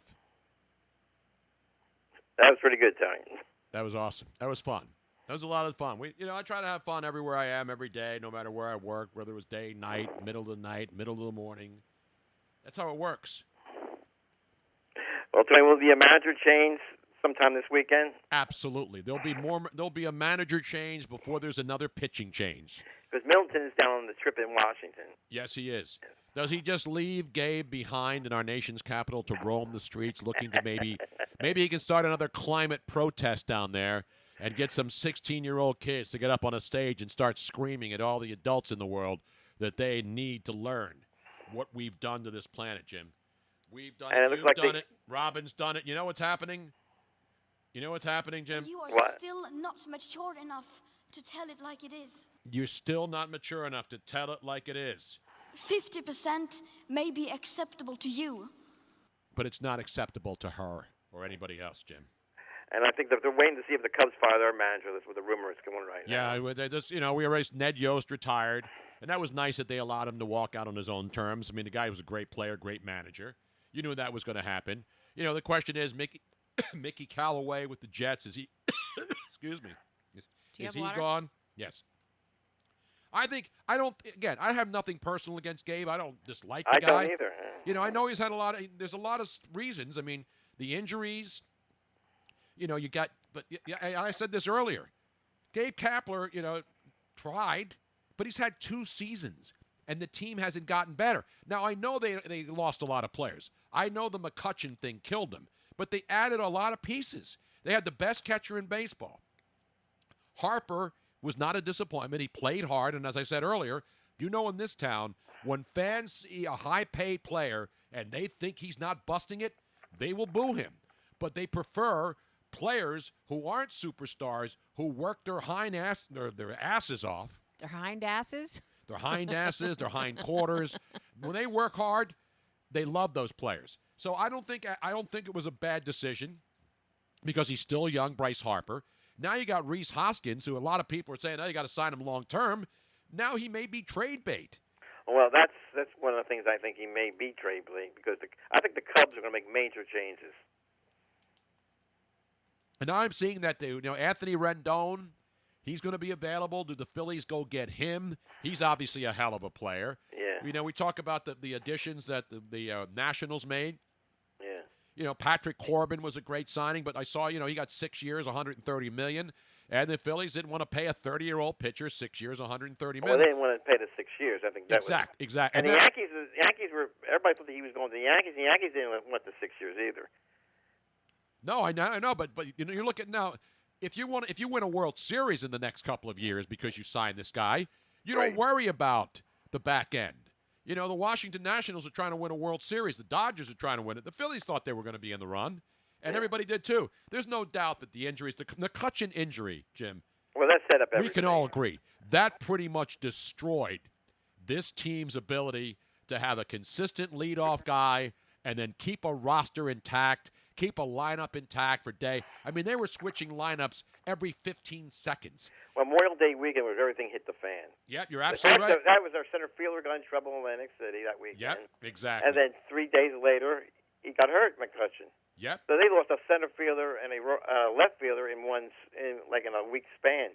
Yeah, you're right. right. Like I said before the season, they had no depth in this team. The Phillies had no players to replace him. And and Kingery, all these people don't like Scott. Scott Kingery went out there and played pretty much every position except pitching. So Scott Kingery played center field. He played third base. He played shortstop. He did everything they asked of him, and he's not a superstar player. I think Kingery lived up to the hype this year. Well, that takes a lot out of you. You need to play different positions. Exactly, and he's not a center fielder. They threw him out there. Jay Bruce, when they first got him, gave him some pop. But, the Logan Morrisons and the Drew Smileys, they were guys that were just available, and they went out and got him. But to me, what they did in the offseason, I don't know whether they can get away with saying, Matt Klentak, well, it's really not Gabe's fault because he had a lot of injuries. Well, not all of it's Gabe's fault because he had a lot of injuries, but Gabe in the way, and remember, they had to bring in Charlie Manuel as the hitting coach. Yeah, something's going to happen, Tony, in the next 10 days. I don't know what's going to be, but something big's going to happen with this organization because they know they can't go through this again. No, there's no way they're going to go back to the season. Especially if they end up 80 and 82, that'd be the 8th straight season without a winning season. Exactly, and you can't can't sell season tickets next year saying, okay, listen, everybody understands we had injuries. Everybody understands we raised ticket prices, and everybody understands we're going to raise them again next year. But, folks, these things happen. That's not going to work in this city. That doesn't work in any city. It doesn't work in New York or Boston. Exactly. The big three, Exactly. You think the Yankees did this? They'd be happy in New York? Absolutely not. That's why Mickey Callaway, people they wanted him fight. They thought he was going to be the first guy. He and what's his name in Washington were the first two guys supposedly on the hot seat. And then, of course, the Mets bounced back and played better. And then all of a sudden, the Mickey Callaway is going to get fired. And then Joe Madden and the Cubs had a hot streak there a couple of weeks ago. And then that tied down. And then now they've collapsed. The Phillies have mailed it in. And so there's no doubt Madden is gone. They're not going to give him a new contract. He's in the last year of his deal. I think Gabe is gone. Wouldn't be surprised if Mickey Callaway's gone in New York. And we know Don Mattingly is going to be gone in Miami. Not that it matters. So that's what happens in baseball. We went through an entire season without one manager being fired. And then finally in the last week, Andy Green in San Diego, then Ned Yost. And so next Monday, when we're talking about what happened on Sunday in the National Football League, it'll be another Black Monday. There'll be a bunch of managers and a lot of and a lot of coaches, staffs will be cleaned out in Major League Baseball because that's what happens every Monday after the regular season ends. It should be very interesting. And the Eagles' situation is this a must game on Thursday night, or they can survive if they lose Thursday? Well, looking at their schedule, would I be surprised if they won in Green Bay? A little bit. Would I be shocked? No. Because Green Bay, the thing about Green Bay, and the numbers obviously don't favor the Eagles, just like they didn't favor the Eagles, against Atlanta. Just like they didn't favor the Eagles in a lot of cases against Detroit. Detroit's coming in with a couple of wins. Eagles are banged up. And I know, Aaron Rodgers is 3-0, and he's not even totally in sync with the new offense yet by the coach Matt LaFleur. And he's only I'm looking at the numbers here. Their defense has really been their difference. Mike Pettin, another guy, good the coordinator, not a great head coach. 35 points they've given up in 3 games. Now, of course, they played the Bears, who only scored 3 points in week 1. Yeah. But the defense has 8 takeaways, and they're second in the NFL with 12 sacks. And, by the way, their offensive line, which is supposed to be a weak sign, they blocked pretty well. They didn't even get to. Von Miller and those guys did not even get to the quarterback, Aaron Rodgers, in their game. Meanwhile, their defense sacked Flacco 6 times and picked him off. So they're going to be relentless. They're going to be chasing Carson Wentz. The offensive line, they have to run the ball. Their weakness on defense is run. Their strength is passing game. So if they can't throw the foot, if they can't run the football, bottom line, if they can't run the football against the Green Bay Packers, they're not going to be able to throw the football. That's the problem. That's the question mark right there. But this Thursday night will be a first NFL first. This will be the first NFL game ever in 4K. Is it going to be in 4K? The first, yes. Fox is the only one that has Fox is the only one that has their own 4K channel right now. I did not know that. They did the Women's World Cup this weekend in 4K. They do the Saturday night Fox college football game in 4K. But this will be the first NFL game in 4K. Does that mean a lot of people will be running out today to Circuit Well, City? you need 4K TV first, and then you need whatever your company you work. So Fios does not have a 4K signal? Yes, they do. Oh, do they? I think it's $14.98. Because I checked it out the other night because I do. But I don't think that's not a 4. We have 4K TVs. Yeah, but that's a channel that have it on, and you need a box from Verizon. Those sons of bitches. It's a special box now. Yeah, you have to pay DirecTV extra is doing for the it. same thing. DirecTV is doing the same thing. Oh, what's in the box? You know what's in the box? A higher bill. That's what's in the damn box. Oh, well, that's what unfortunately it is. Ridiculous. It's a special box, and that's with a special new remote control that talks. So that's. Yeah, with all due respect, I love Fios, but they still now, if I want, because everybody else, even Dish Network, all the other cable companies and satellite companies, they all have remotes where you can talk to them and ask what channel to put on. Yeah. Except Fios. Now I see commercials for Fios because they had to get a voice activated. Well, they have it, but it's a special box you have. Right, that's what I'm saying. So you can't get it. So they didn't just make a new remote control. Now you got to go get a new box, and that costs more, right? Oh, I'm sure. Well, the box a month is the same, but there's a one price charge. I think it's $50. One price charge to get the box. You know what that is, Jim? I know. It's an outrage. Now, can I go? Because I have Fios like you. I'm going to go check Silo and see if they got any sales right now think on they're out of business. 4K TVs. Maybe Corvettes. Corvettes, Circuit City, Silos. Give me some of the other now defunct stores. Sam Goody's. Sam Goody's got it.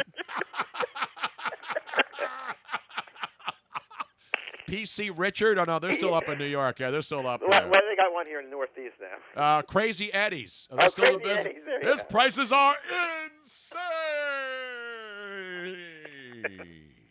Crazy Eddie. But I love the Silo one. I actually did that as a joke on Twitter the other day. Yeah. Somebody said something, and I said, a what? Somebody said something about a store, and I said, somebody said they're having a sale. No, somebody said something. I said, Silo is having a sale. And then I wanted to see how many people would respond, a what? And yes, a bunch of people got that, Jim.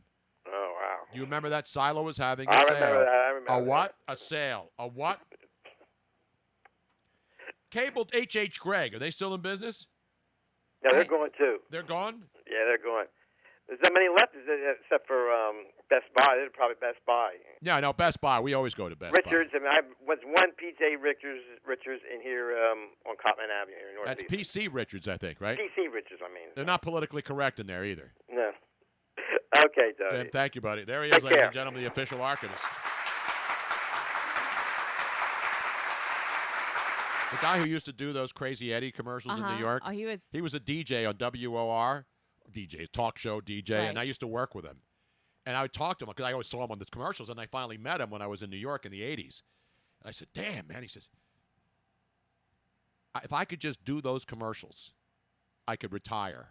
And he did because he was doing radio, but he was making so much money because he would record so many of the. You remember the commercials? He would be in a store. No, and, they didn't and play. Crazy Eddie's is insane. And he would look into the camera. That was only a East Coast thing, I'm sure.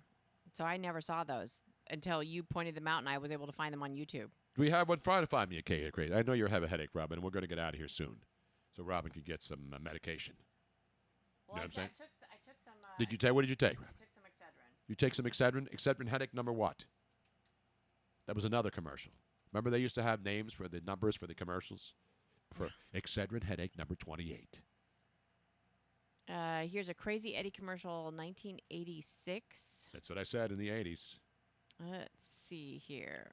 Any Crazy Eddie's commercial will work right here. Wonder if they have 4H. Even an audio-video component system. Get it all on sale now during Crazy Eddie's greatest TV and video sale ever. Remember, we are not undersold. We will not be undersold. We cannot be undersold. And we mean it. So get anything and everything in TV and video. Get it now during Crazy Eddie's greatest TV and video sale ever. Crazy Eddie, his prices are insane. Oh, man, those were so good. There you have it, folks. Not as good as Crash Brothers 937 South Street Store of the Star. Oh, Brett, I have a video of Brett Brown now sitting in front of a lot of glasses at a round circular table surrounded by a bunch of process geeks in a crappy-looking hotel room somewhere. It is Brett Brown talking about Ben Simmons working on his jumper more this summer than ever before. So, Tony, really quick before we Jumper? leave. Is he talking about the Kardashian kids, the family that he's banging? That jumper? Before we leave, shall we go to Florida really quick? Yes. Do you have the Florida story, Rob? I do have a Florida Now, story. do you have the Florida music? Because I still don't have it loaded in. I got to do that after the show. Tony. Are we going to go see Tony Luke tonight, by the way, Yes, Rob? we are. What time's the show? I'm Is it not 6? sure. Oh, man, how can I do that and this at the same time? I think it's 6 o'clock. There's two phones calling at the People same are trying to get in the last minute. Shall we take a phone call instead of going to Florida? Yeah, that's the hell of Florida. We just went to Dean and TJ Okay. Reeves. I've had enough of Florida today.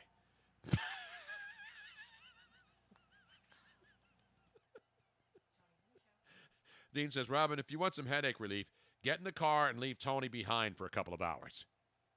There's no way she would survive a couple of hours without me. There's no way. There's no way she could survive 3, 4, 5 hours. John from Abington, on the Brett Brown interview talking about Ben Simmons and the jumper.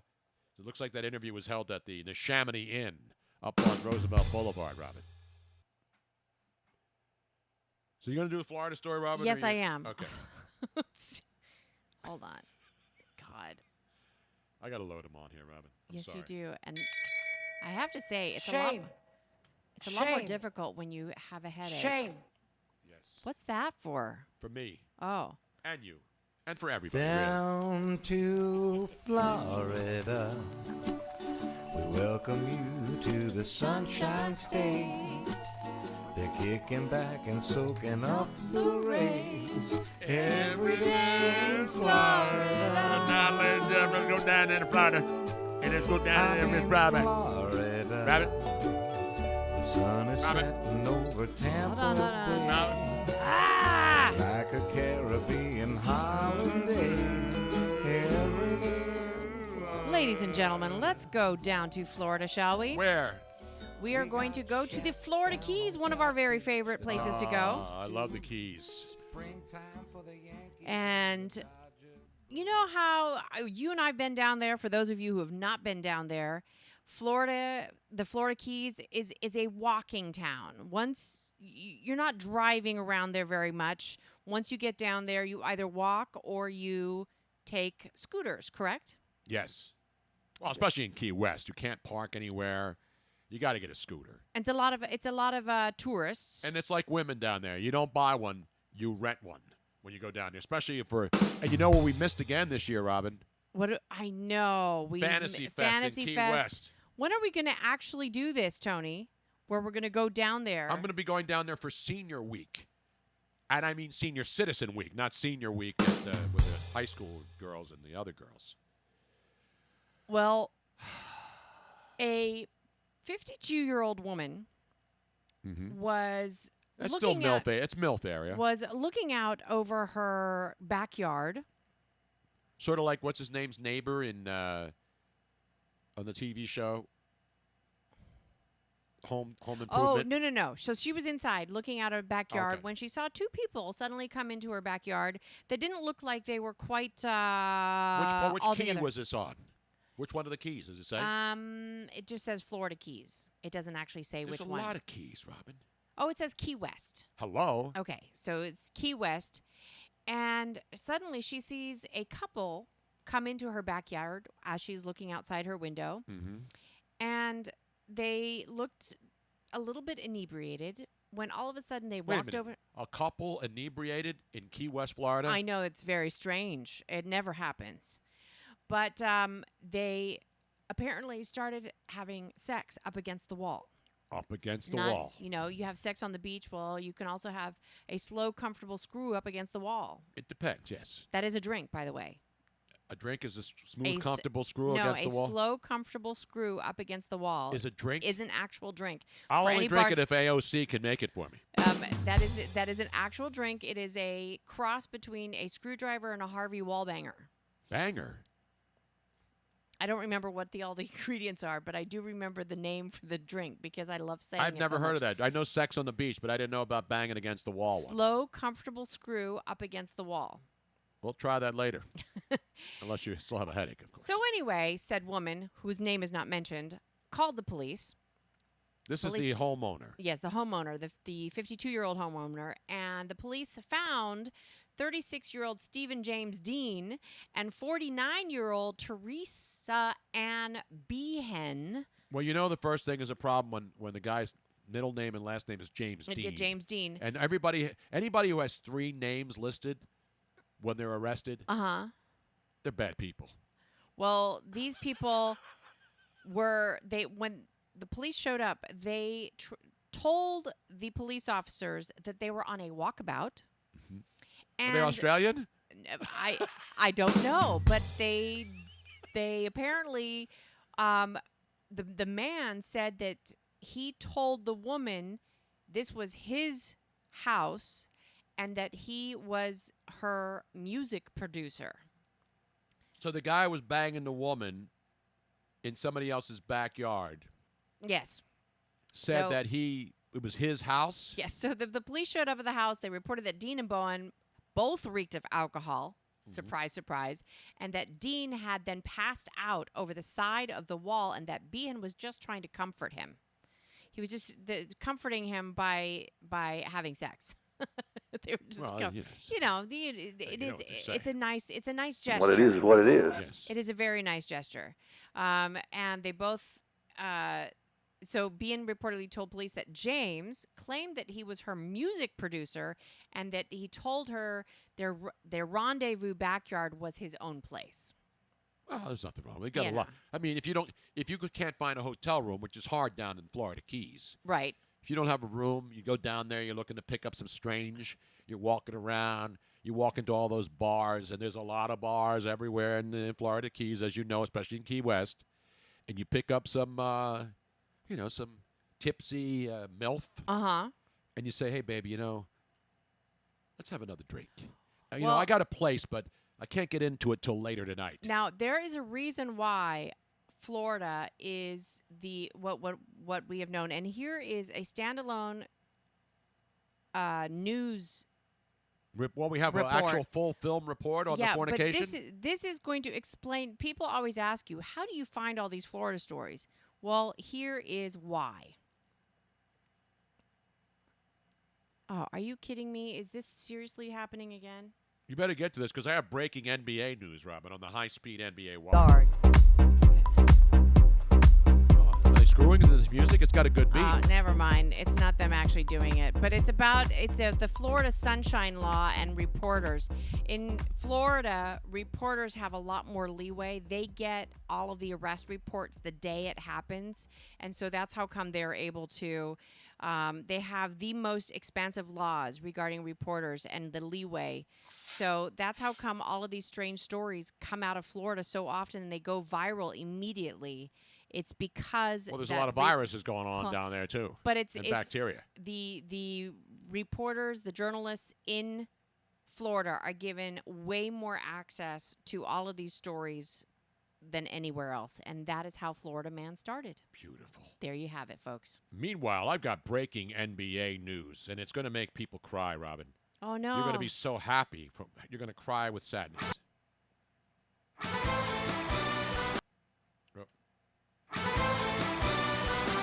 Ladies and gentlemen on the high speed, speaking of Florida, let's go down to Orlando. And the big story at this hour in the association. Markelle Fultz. You remember him with the 76ers, had a hitch in his shot, had no pep in his step. All kinds of slow motion, hoodie, workout, shooting the basketball videos. Absolutely flooding the intranet today. This is now surpassed impeachment talk. It's surpassed CrowdStrike, Stumptown, John McCain. It is the #1 trend on Twitter. Get your coconut oil ready, NBA fans, especially Orlando Magic fans. Time to rub one out with your boy, Markelle Fultz. Just do a Fultz search, and you'll see the young man who has now been officially declared ready to practice. We talking about practice, man. Practice. Not a game. Not a game. So now there's all kinds of videos of every angle. There's POV. There's two chicks. There's girl, two guys. Another look at Fultz's current shot mechanics. Clear impediment in his shooting motion still. I know bloggers and fans want to lambaste him and say it's in his head. But the thoracic outlet syndrome diagnosis is very accurate and clear to me.